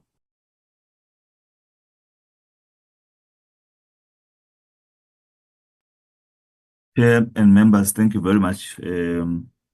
I think in order to run this a bit expediently and make sure that we cover as many of them as possible, I would like to start with all the questions that are related to the one-stop shop, and ask Acting DG Yunus to take us through those. And then in terms of those that relate to red tape, we will ask the individual entities where there were questions directed to answer directly. We have them on the platform.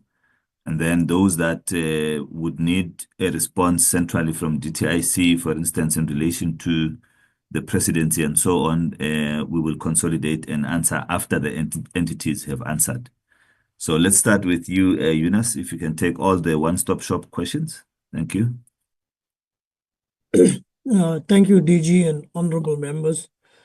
It was indeed a shopping list for the one-stop shop in terms of the number of questions. So I'd cut across because some of them are very similar in nature between the energy one-stop shop and the one-stop shop itself. Firstly, what we're trying to do is to, in terms of our plan, is to have a one-stop shop in every province. So the rollout is will be to all 9 provinces. We currently have the 3 provincial one-stop shops and the one at the DTIC, the 3 provincial ones. We are ready to roll out Eastern Cape and Limpopo. Northern Cape is undergoing refurbishment, so it's a one-stop shop that can be easily done. And then following up that would be Mpumalanga. we would then just need to do the work and sort out the one-stop shop in Free State and in Northwest. I may just come into because some of the questions are quite interrelated. Sometimes the delays in one-stop shops, because what we do is that we have a formal engagement with the province, and the Premier and the MEC aligns the province in terms of provincial and local government together with us as national government, because we bring all the national partners together, meaning all the national government departments and the associated agencies in the one-stop shop. That's would be our role. Once the Premier and the MECs align that and give us a formal submission in terms of a plan, that's when we start with the formal engagements of integrating a one-stop shop. Delays come, and this has been a question throughout. Delays come is that on capacity and capacity changes. You find when you get an institution, an agency in a province that has been nominated, there's a lot of changes in the CEO and CFO, and that delays the province. The second big issue in the province that really pegs us back and takes our time, because we really then get to the nitty-gritties of it and resolve it, is that because in terms of the SLA and MOUs, is that you find in number of provinces which delays us is the governance frameworks in the provinces. And once we start picking that up, we get more than overly cautious, and that delays us. And that has happened, for example, in the Free State.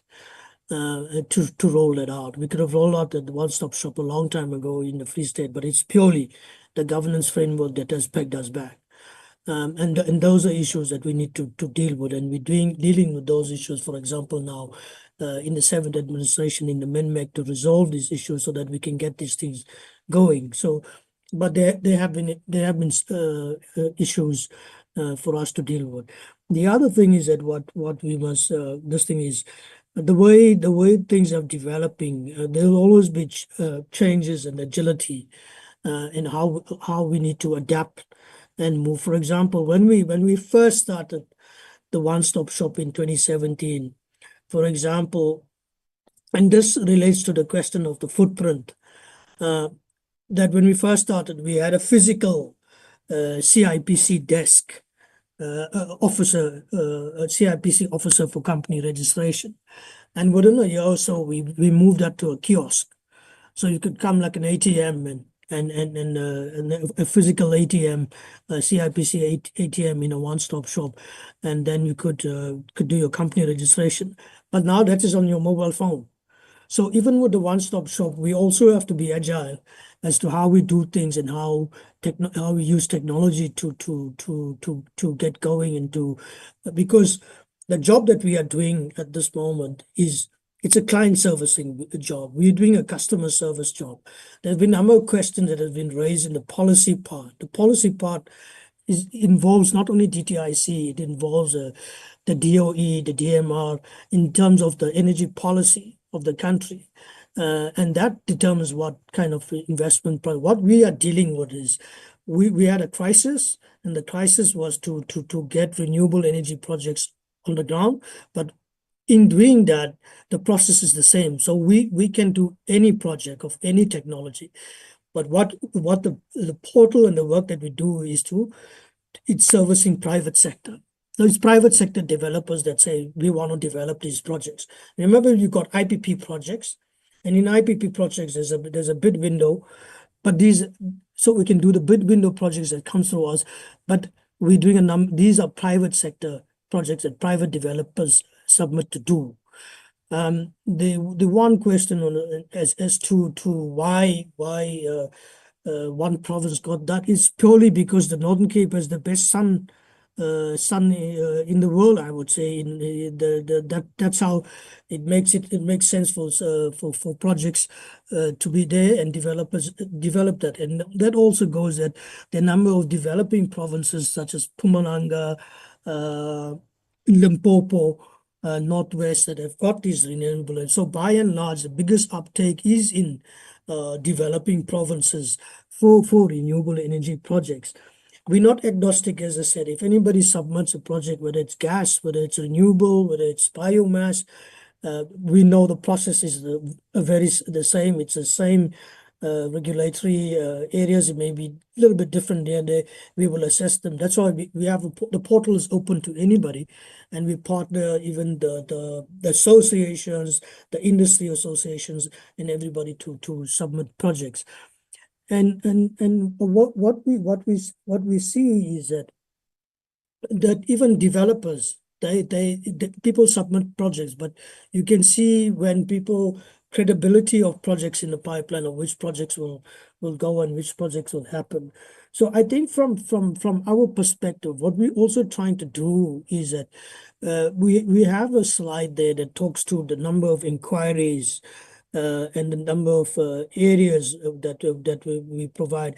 What we're going to be doing this year in our APP, we will be doing a biannual survey. A biannual survey will address the issue of the rate of return of investment, as well as the footprint and this customer service and customer complaints that we do have some sorts of assessment in where we see which are the teething issues or what are the regular complaints, for example.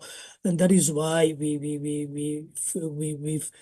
also uplifted and engaged the service both in the energy one-stop shop and in the one-stop shop itself, based on assessment and client inquiries. And for example, the basic service, the one-stop shop, what we do is that we provide the framework, we provide the concept, the design, MOU and SLR. So it's like a KFC that we outsource to a province to run. And so we give the model, we give the branding, we give everything to the province to run that. And the province does that in partnership with us. And then we have regular CEOs forums and GEOs forums to work together to see how can we best assist each other, or what are the thorny issues. And for example, there's a bigger issue is on visas, for example, and that is why we moved from that, and we automated a process on a visa recommendation system because of the significant traffic flow or issues that have been raised on visas. Now, the one-stop shop itself, although it's an investment, it's open to everybody. It's open to everybody. And the basic services in the one-stop shop is for everybody. So it's even that's how we're liaising also the Department of Small Business in terms of their red tape reduction. Anybody can walk in there, because if you want to register a company, that service is there. If you want to talk to SARS is there. If you want to do your visa facilitation services, that will be there. So it's not strictly for investment, it could be for anybody. And then if it's an issue, what we've also done is that, bearing in mind the capacities, because we provide that hallmark, but the service comes from other government departments or agencies like CIPC, UIF, and Compensation Fund. Those are services that we've in the other part of the process on ease of doing business, we've automated. But if we need to speak to somebody on UIF, particularly, we do those kind of things. When an inquiry comes, it's based on what the needs of the inquiry is, then we arrange an appointment. So the footprint also is determined by appointments that we service clients on, and it's open to everybody. I would say that some of the challenges is in the institutional capacity. It's in the institutional capacity here, the DTIC, it's in the provinces, it's in the local government, but also it's in other national government departments and agencies itself. Because when we're rolling out now to 9 provinces. We got to make time and support for the other agencies and organs of state and national government departments to be on board to say, look, we will put this capacity in the Northern Cape to assist and get these things rolling. So it's also that kind of thing. Yes, if you ask me for both the energy one-stop shop and the one-stop shops. Has there been an improvement in investment? I would say yes. Can we do better? I can say we can do much more. If we get the capacity throughout government and the recognition that there's to be a holistic and coordinated and aligned red tape reduction program for government as a whole, it can and certainly be done. In the work that was done by what Honorable Chance mentioned by Mr. Sipho Nkosi in the red tape reduction, the back office of the work was done by us in the one-stop shop. We did the work. I mean, and then there's there was a question of how do we relate to the work that has been done by the presidency, and I would say the presidency and National Treasury. It's an Operation Vulindlela. We get involved in a number of the work streams on Operation Vulindlela. For example, as I said, the work on the visas was done by us and by Department of Home Affairs. And then how do we also get a way of assessing the complaints? We do regular outreaches. We go to like foreign chambers. We meet the German chamber, we meet the French chamber, we meet the Indian chamber, and they tell us these are the range of issues that we have. And then we put in, because it's also sometimes it cuts across that what like Honorable Chancellor, it cuts across the issues of business licensing, permits and regulation. It may be a BE issue, or maybe a SARS issue, or maybe a port or logistics issue.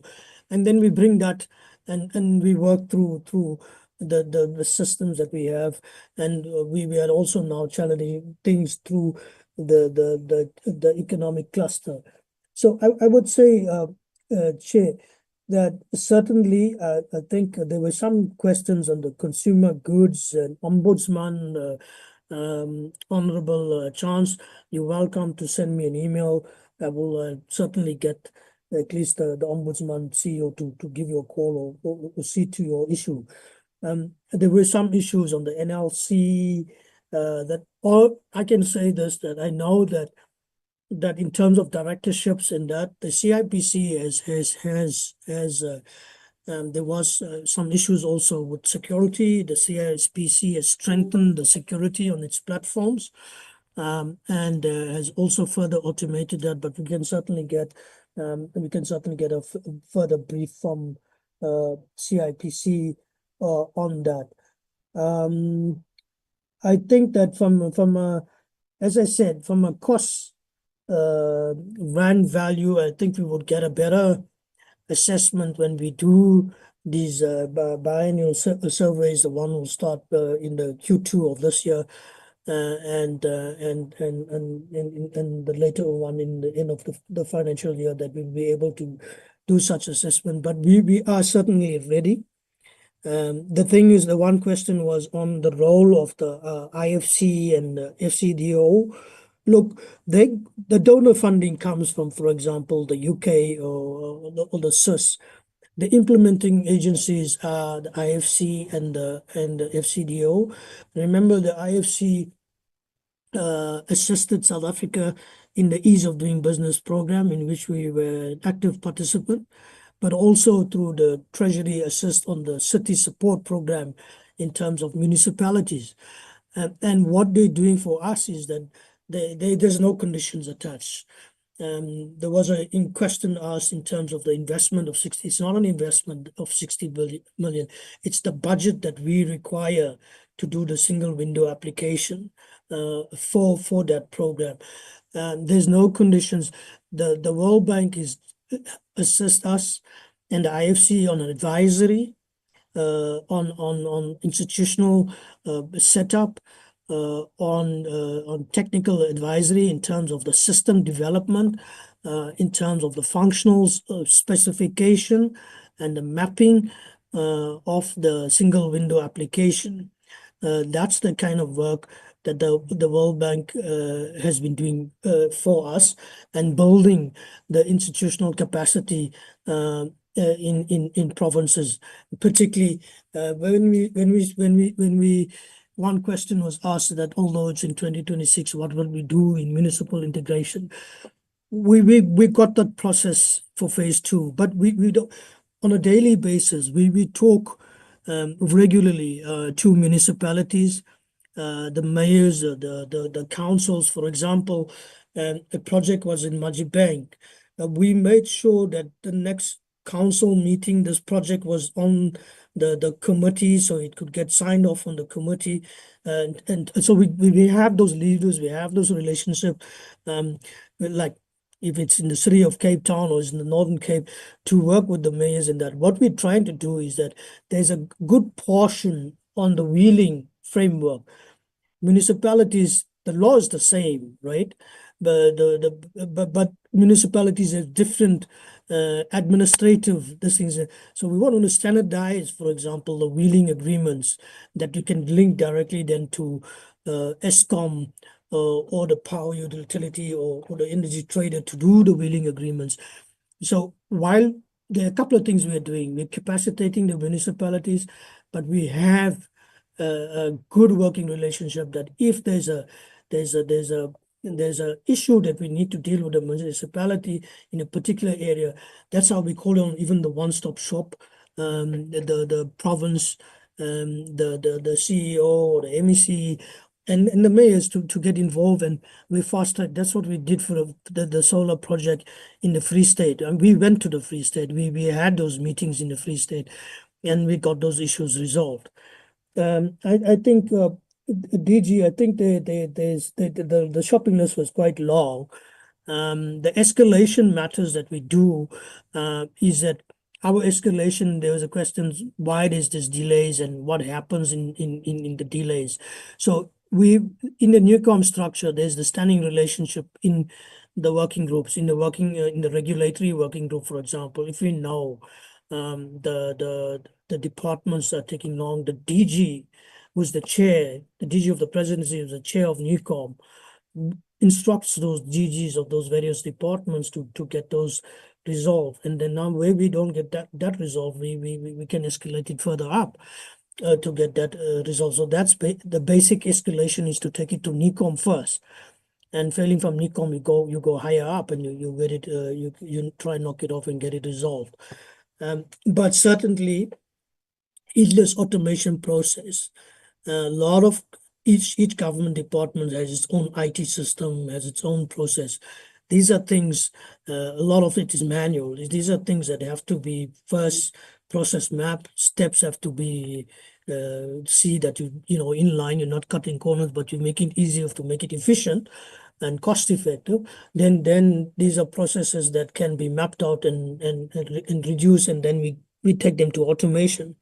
And get them done. And our task is to do that by 2026. It's a very big program to do the swap, but it's something I think that South Africa needs, and then it will not only serve renewable energy projects, it can serve all projects.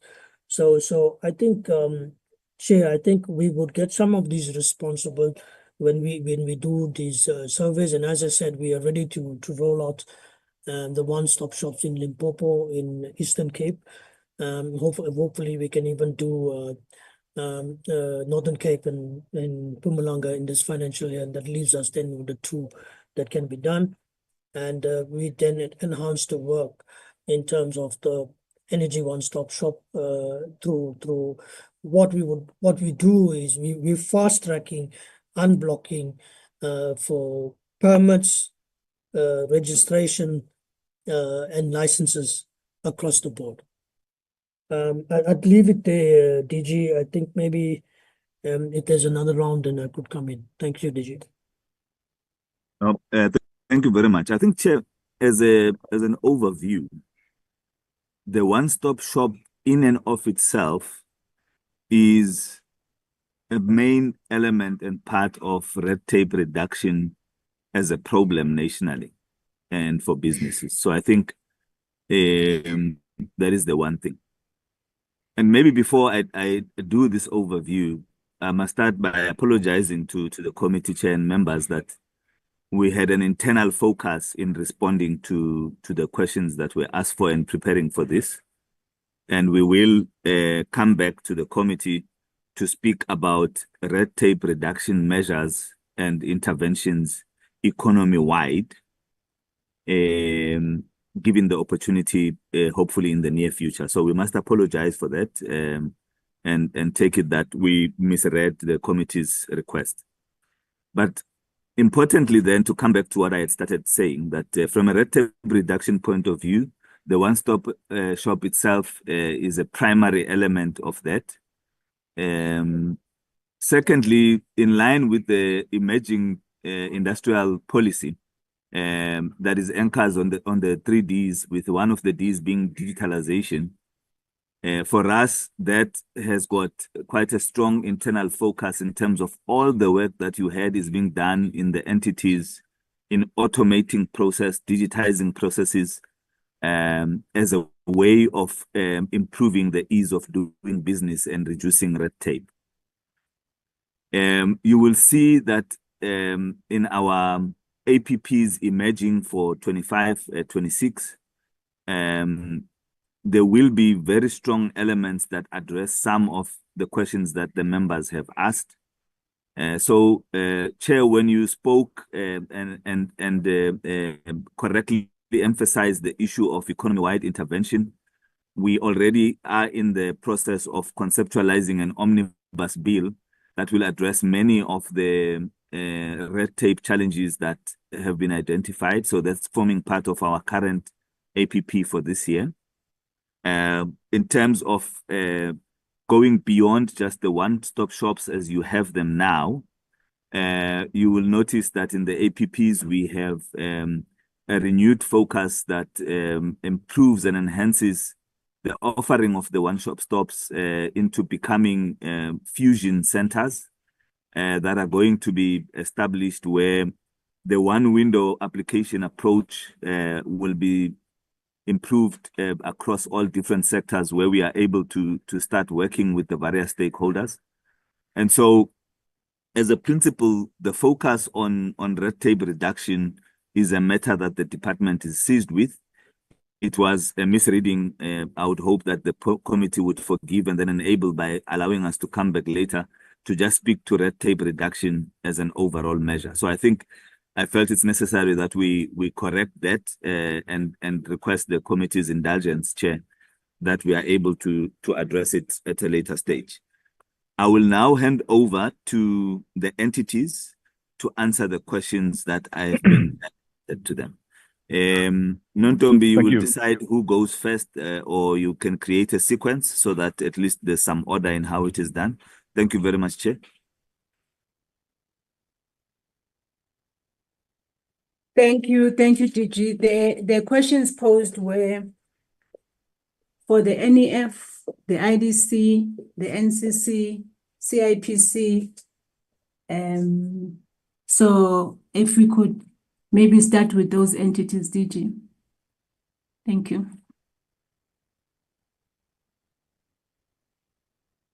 I'm prepared to go, Chair. Well, this is Rory Waller from CIPC. I think it was quite a few questions that was posed to the entity. Good morning to the Honourable Chair and Honourable members, and thank you for the opportunity. Thank you for the questions. And I'll try and get to them as efficiently as I can, and also to give a bit of overview. The one was that when we looked at the areas of automation that CIPC is involved in, and CIPC has been involved in automation for many, many years now. I think that it has been part of our strategy for years and is part of our service delivery model. And that is the reason why we have so many points of entry.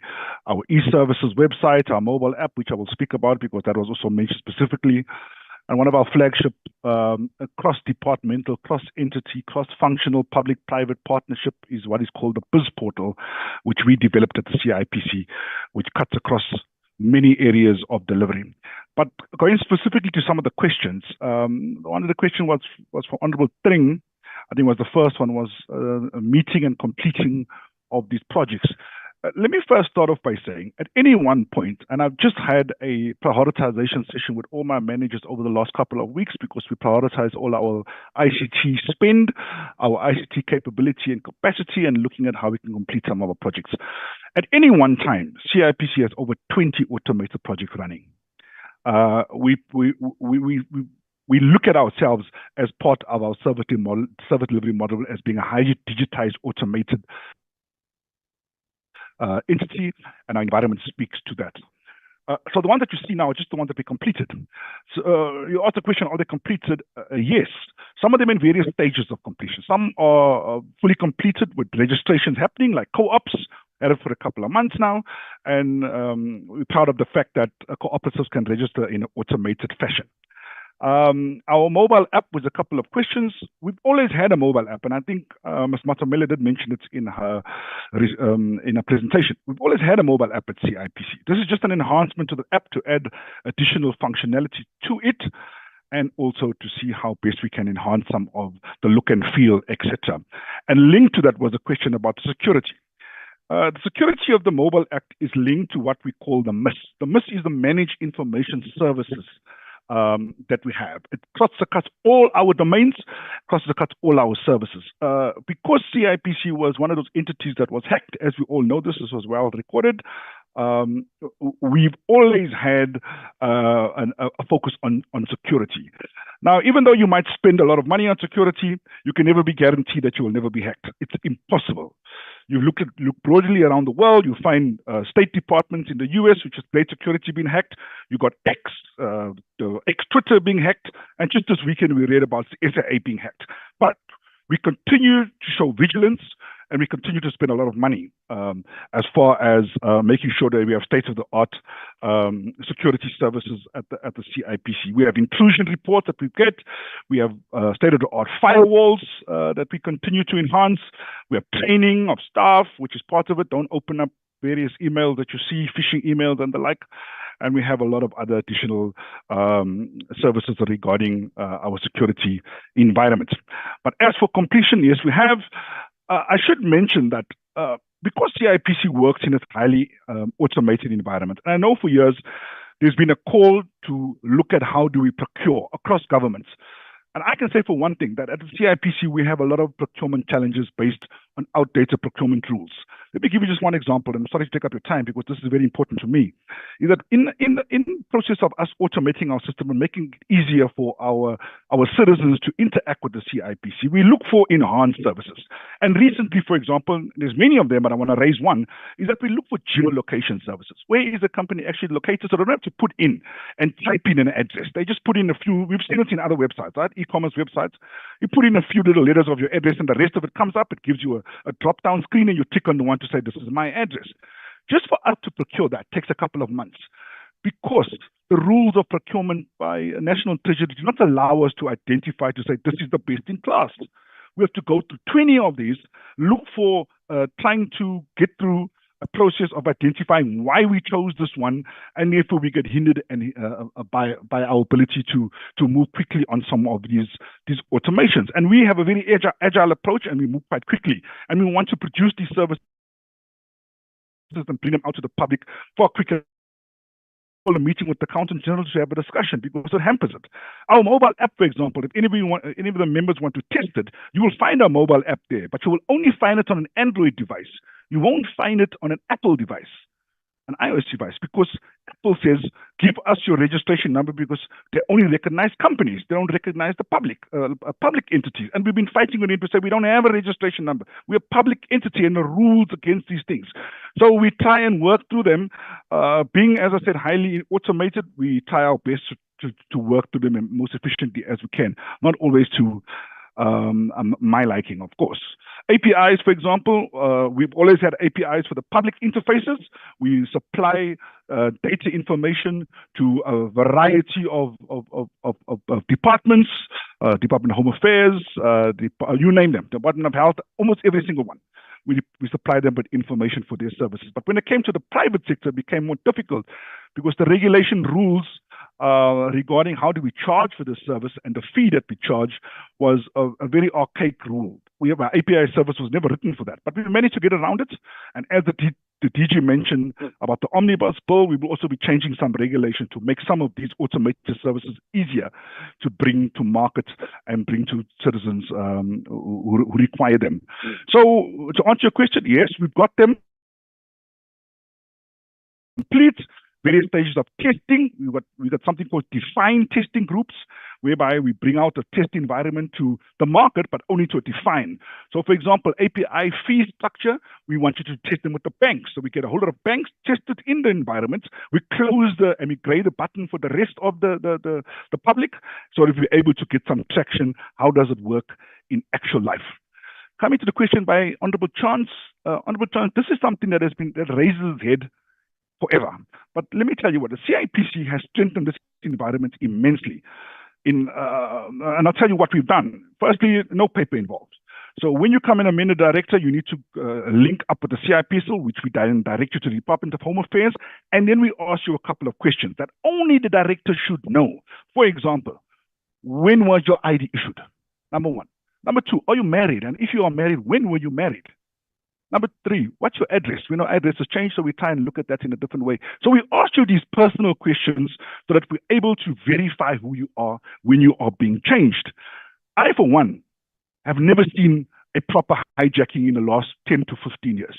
What we do see is people that have this information because it's internal. It's internal squabbles and fighting that people are going through. I know I had a big discussion with another MP, Honorable Jacobs, where he had a matter like this. And when we discussed it and I brought all the parties together, I actually had him in a room at one point. We find out that it's a nephew and an uncle who are fighting amongst each other, and they're chopping and changing each other's directorship as they went along. That's what we see. We see a lot of this internal fighting. I know I receive quite a bit that gets reported to the DTIC. They send it to me. I get my team to investigate, and then we realize it's a cousin, or I've not seen a pure hijacking in a very long time. If somebody can give me one whereby it's a party that is unknown to the entity, I'll be more than happy to look that out and see how we strengthen our environment anymore. But I've never seen a pure hijacking in many years because of the control that we put in this high-risk area that CIPC is in control of. Just to link it to that, CIPC has never gone through any form of litigation for any form of hijacking. We have never been to court for a hijacking. We were in court 15 years ago when Coca-Cola was purely hijacked and Sun Systems, and we strengthened our environment since then. Probably that was about 15 years or more.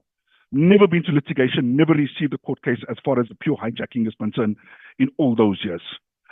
When it comes to one-stop, CIPC has always been at the forefront also of one-stop development. And I go back to what we developed, which is called the BIS Portal.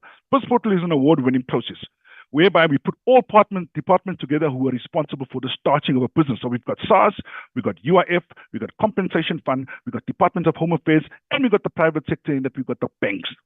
Just this week, well, in the last 2 weeks, we actually even included the information regulator, which they're very happy about because they want to grow their presence.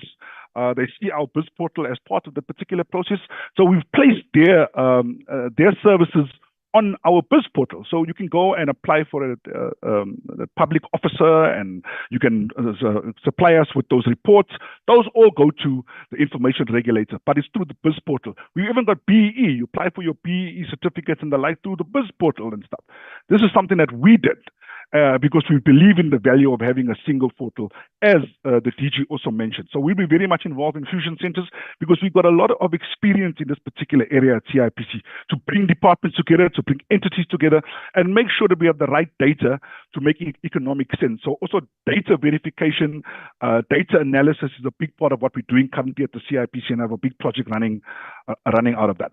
So ease of doing business is at the forefront, but it takes multiple parties in order for us to get to that and get to that level of understanding. Just to say that CIPC in the last financial year did over 500,000 new company registrations, one of the largest that we've ever done.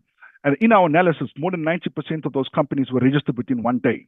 And many of them went to the BIS Portal because it's a paperless environment. There's absolutely no signing, no nothing. We link directly to the Department of Home Affairs to verify who you are, and therefore you are able to register your company as speedy as it comes. So we want to look at how we can improve on these particular services, and we also want to look at how do we work together in a coordinated fashion. I think the chair made a very valid point. We need to look at how do we unlock some of the cross-ranging issues where certain industries are involved. And I think he used the example of the security industry. And I think there's a lot of work that can be done as far as unlocking that. I think those are all the questions that were posed to CIPC. Thank you very much, Honourable Chair, members, and DG.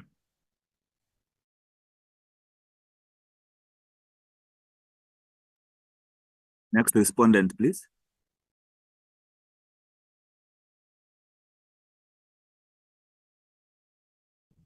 DG, I can chip in from the NCC. It's Hardin Rachisuso. The question it was one question from Honorable Chant around the responsiveness of the Consumer Goods and Services Ombuds. As Honorable Chair and members would know, there are two ombuds that fall under the NCC broadly, which is the Consumer Goods and Services Ombuds and the Motor Industry Ombuds. So from our end, we have to monitor their work, and we do this on a quarterly basis. And as I speak now, we have engagements with these ombuds. Today, we are meeting the CGSO. Our team is there with them and the Motor Industry Ombuds. But I think the main point that we take is that when we look at red tape, we should not just look at the NCC. We should look at these ombuds broadly and even look at their service delivery and standards to ensure that they attend to complaints timeously.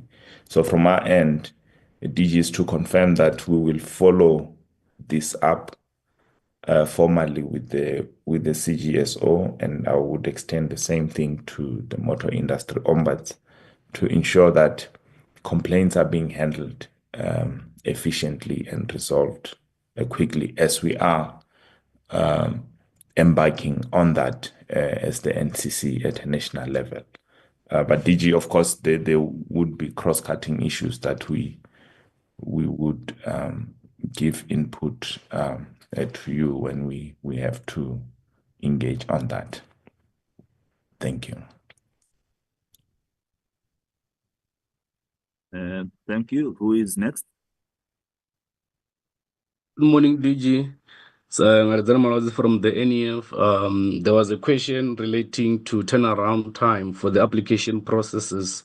So the NEF does have turnaround times. It takes between 7 to 14 working days to respond to an application, to give an indication whether the application has been declined or the application is proceeding from to the next stage.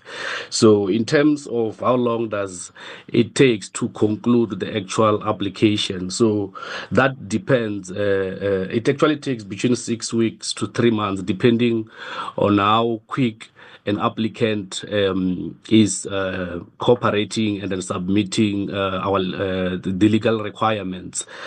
So this largely depends. So, but an application can be concluded within 6 weeks if our CPs or condition precedent have been met within that space. I think the second question relates to the loan management system. We just went out live a week ago. I think the question relates to if there are any other challenges relating to the implementation of the system. So as you will know, the system has just went live a week ago. So what we are currently doing is that we are running parallel run of current and the new system to identify if there are any other challenges, but so far we have not identified any. But if there are any, we'll update the committee accordingly. Thank you, DG. Thank you. Who do we still have that needs to respond?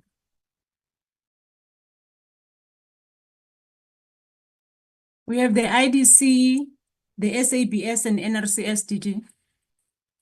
In that order, please. IDC, SABS, and NRCS.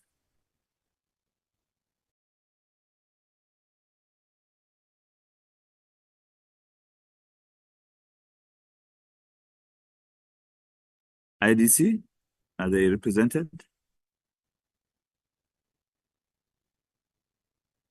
Okay, can we go to SABS while IDC is sorting itself out? SABS? Thanks very much, DG. Good afternoon, members. The question comes from Mr. Honorable Chance on the illicit goods. Chair, this obviously is a big problem, which we've also identified, which we think, Chairperson, really requires multi-pronged approach, at a government level, with the SABS playing a crucial role, because many entities, I think it is a role that they can play, including the South African Revenue Services when it comes to issues of customs, because these are products that come into the country and they get sold and at a cheaper rate, obviously compromising everybody else who would have gone through the right way of ensuring that products are manufacturing in terms of good practices and also against proper standards. I think, Chairperson, the issue here really is not so much about the availability of standards. There is standards virtually, or almost for every product, in the country. I think the problem it's really around the fact that standards are voluntary in nature, and because of that, people would decide as to whether they manufacture against it or they don't. The decision that was taken at some point ago that took away the regulatory powers of the SABS, has actually not done favor, to the country. I think the configuration of the quality infrastructure, for South Africa, it's something that requires, revisiting, because now there isn't much a mechanism in place that is really assisting the country. We've seen this even during the time when we had problems with foodstuffs and products that are being consumed and that are coming through the country. And then there isn't a proper mechanism or a coherent kind of approach by government insofar as how they can deal with this thing. So Department of Health and other role players and regulators really need to come to the table.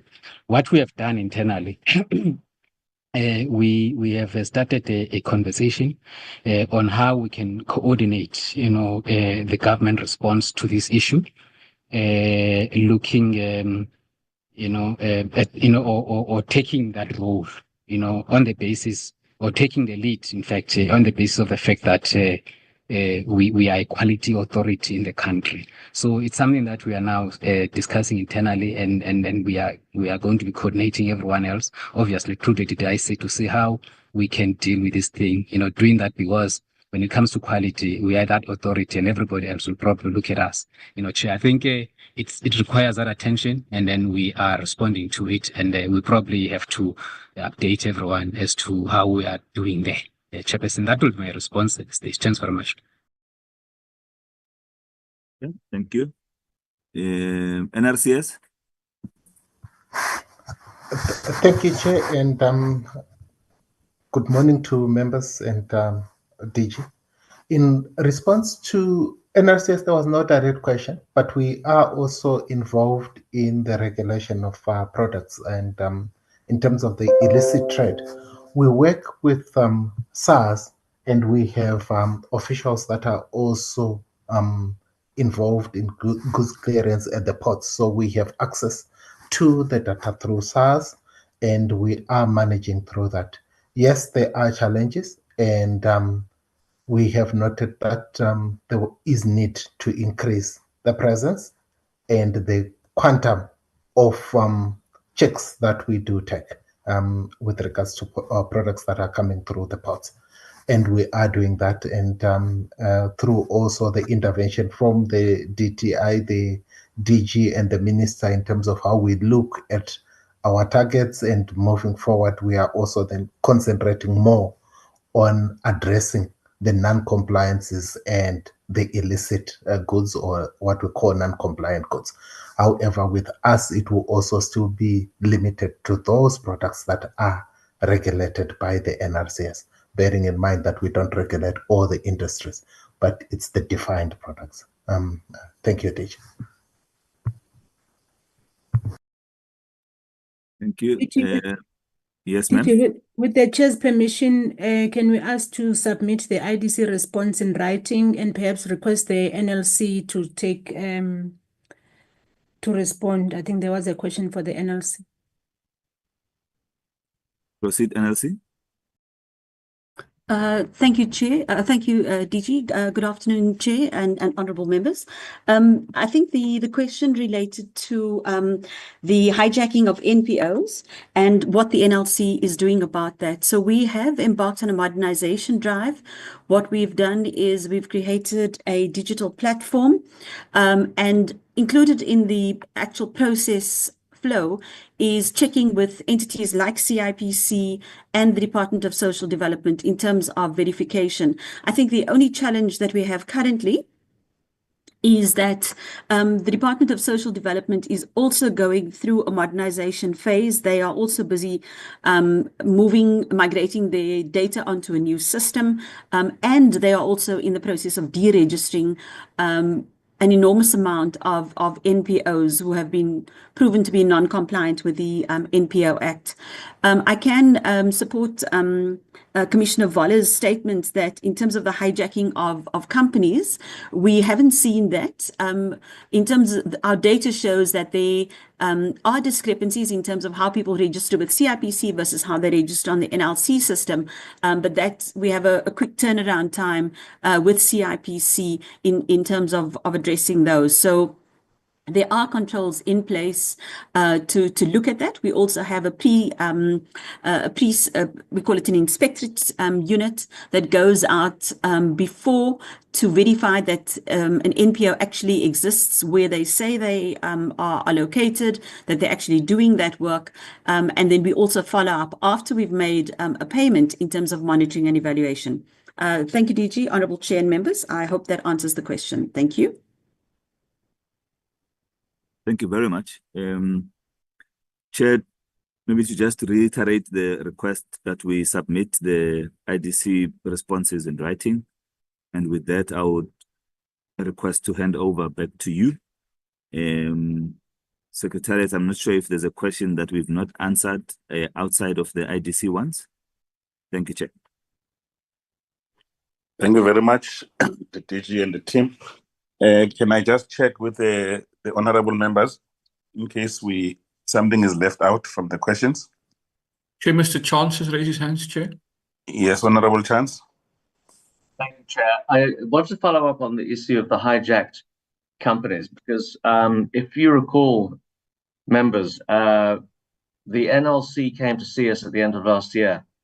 And one of the things that we were told was that there was a significant problem with, and they definitely used the term hijacking of companies, and also the fraudulent use of accounting firms. A number of accounting firms have been identified and targeted by the SIU and the MPA to root out these problems. So I'm just a bit confused now. If maybe it's just the definition of terms, but perhaps if Ms. Goltz and Mr. Voller Advocate Voller could just explain what this discrepancy is. 2 billion rands worth of grants were issued by the NLC fraudulently, and one of the reasons that was cited for this was that NPOs had been hijacked and had been used for illicit applications. So if I could just get some clarity on that, please. Member Kikaba. Thank you, Chair. And thank you for the presentations and the responses. One of the things, Chair, which I think we need to establish as a point of principle for future presentations to the committee, I think the DTIC and all its entities need to understand that the presentations they bring to us must contain clear articulation of how their programs contribute, 1, to industrialization, 2, to increasing domestic investment. Because there seems to be a tendency to focus a lot on international, on foreign investments, without paying attention to what are we doing to increase domestic investment. because government seems to be creating opportunities, leveling the playing field for investment, but the focus is on foreign investment without much focus on domestic investments. And three, we want to know how those programs and those projects are contributing to transformation. These three things are at the heart of what this department is about. And so we want to hear them coming out in the presentations. It's well and good to learn of all the programs being undertaken, but what is the contribution of those programs to these three things which I have outlined? Secondly, Chair, with regard to the energy one-stop shop, you know, one of the concerns we have raised before when the whole discussion of the just energy transition was beginning was that it must not happen at the exclusion or expense of ESCOM. ESCOM remains the national utility.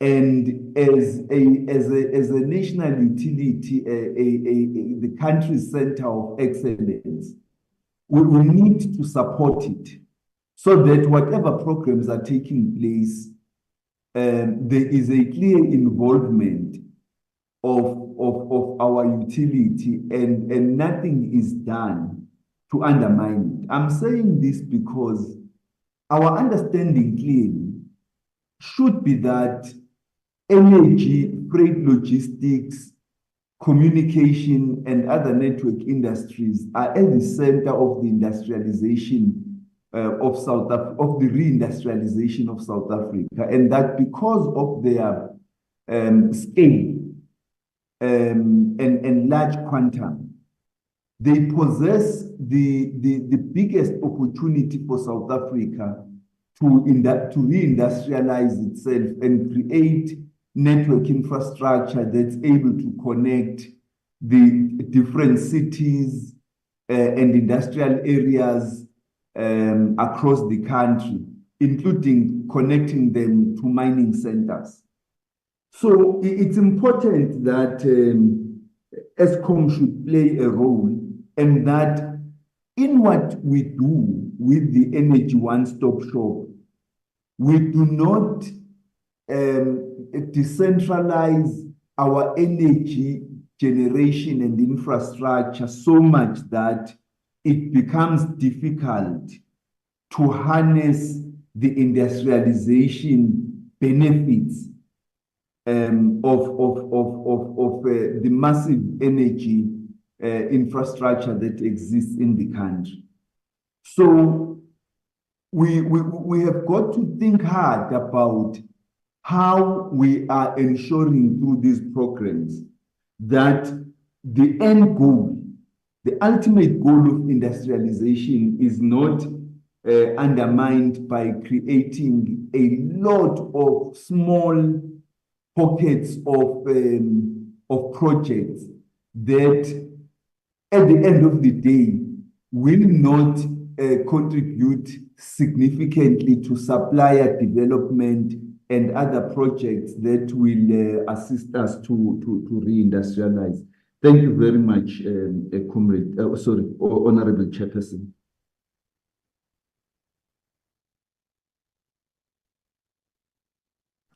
Thank you very much. I think maybe let me just give you DG so that you can summarize the meeting. Over to you. No, thank you very much. I would think that I would want to have a very considered response put together for particularly the last input by Member Kigaba, so that we address those first three priority areas and aspects that he raised, as well as the relationship with the network industries and how they impact on the work that we are doing. So we will compile that. We reiterate that we will return to the committee at the appointed time to speak on the broader road tape measures outside of the department per se. And we will come back on the IDC response that was not availed today with an apology on my side on their behalf. And Chair will take guidance for you in terms of how we move with the rest of the meeting. Thank you, Chair.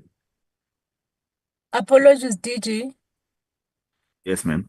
The IDC is in the room, DG. Yes, but they were not ready to respond. We are going to do it in writing, correct? All right, thank you.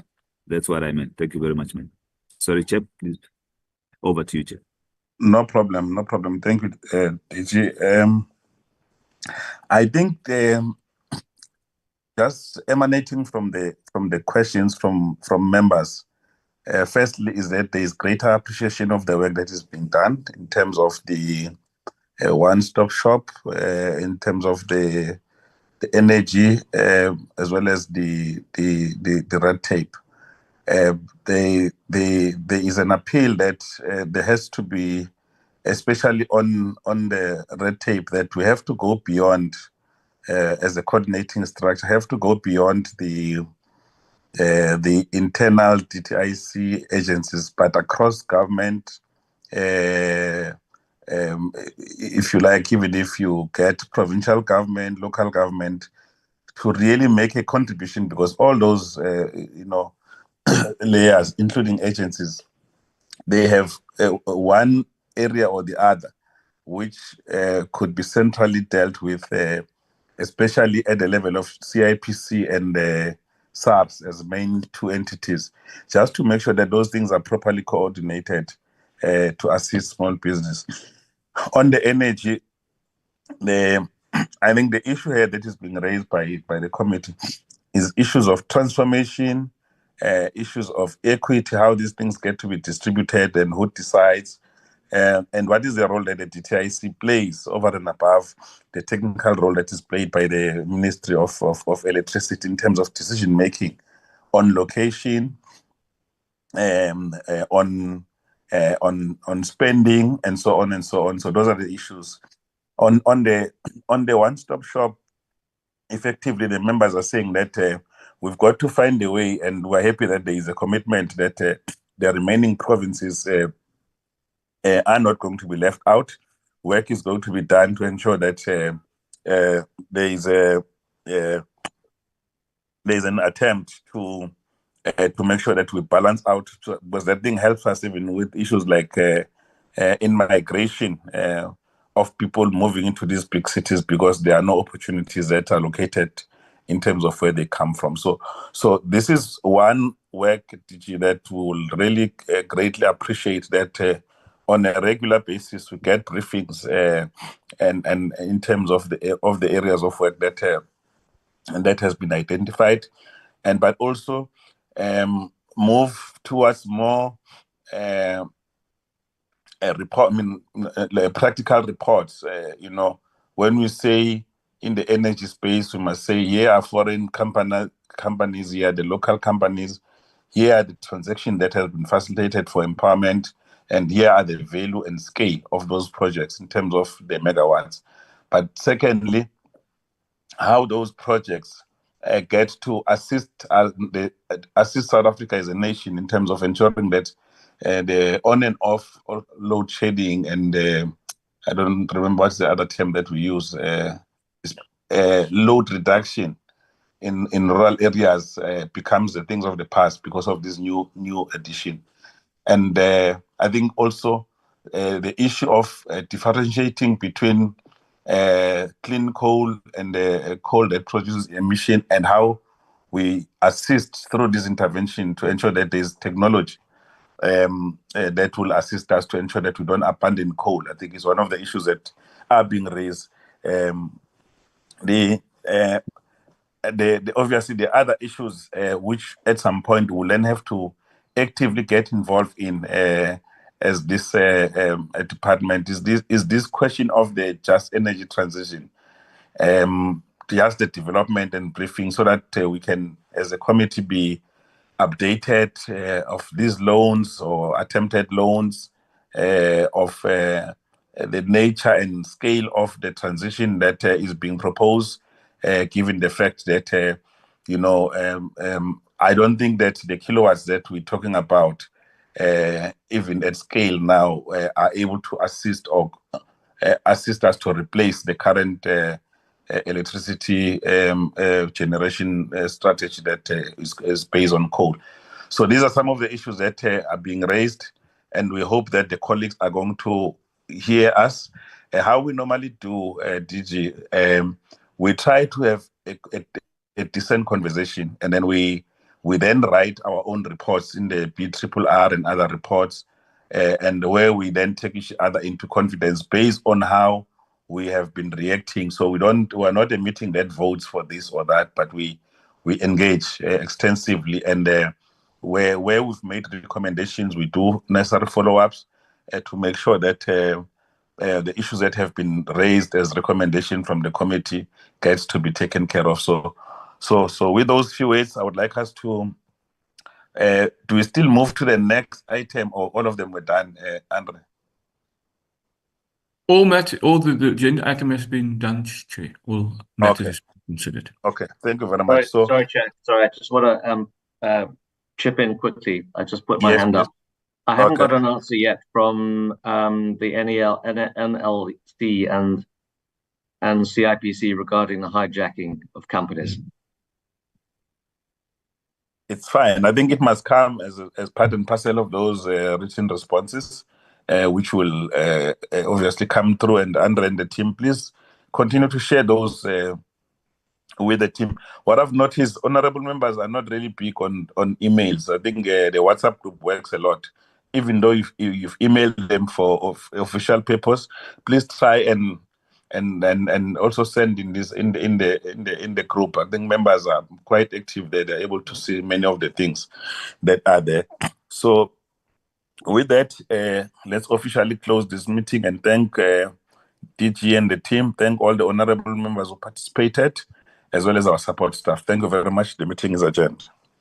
Thank you, Chair. Thank you, Chair, and thank you, members. Thank you, colleagues. Thank you. Thank you. Chair, just remind you to remain 10 minutes. Thanks. No problem. Thank you, Chair. Thank you, colleagues.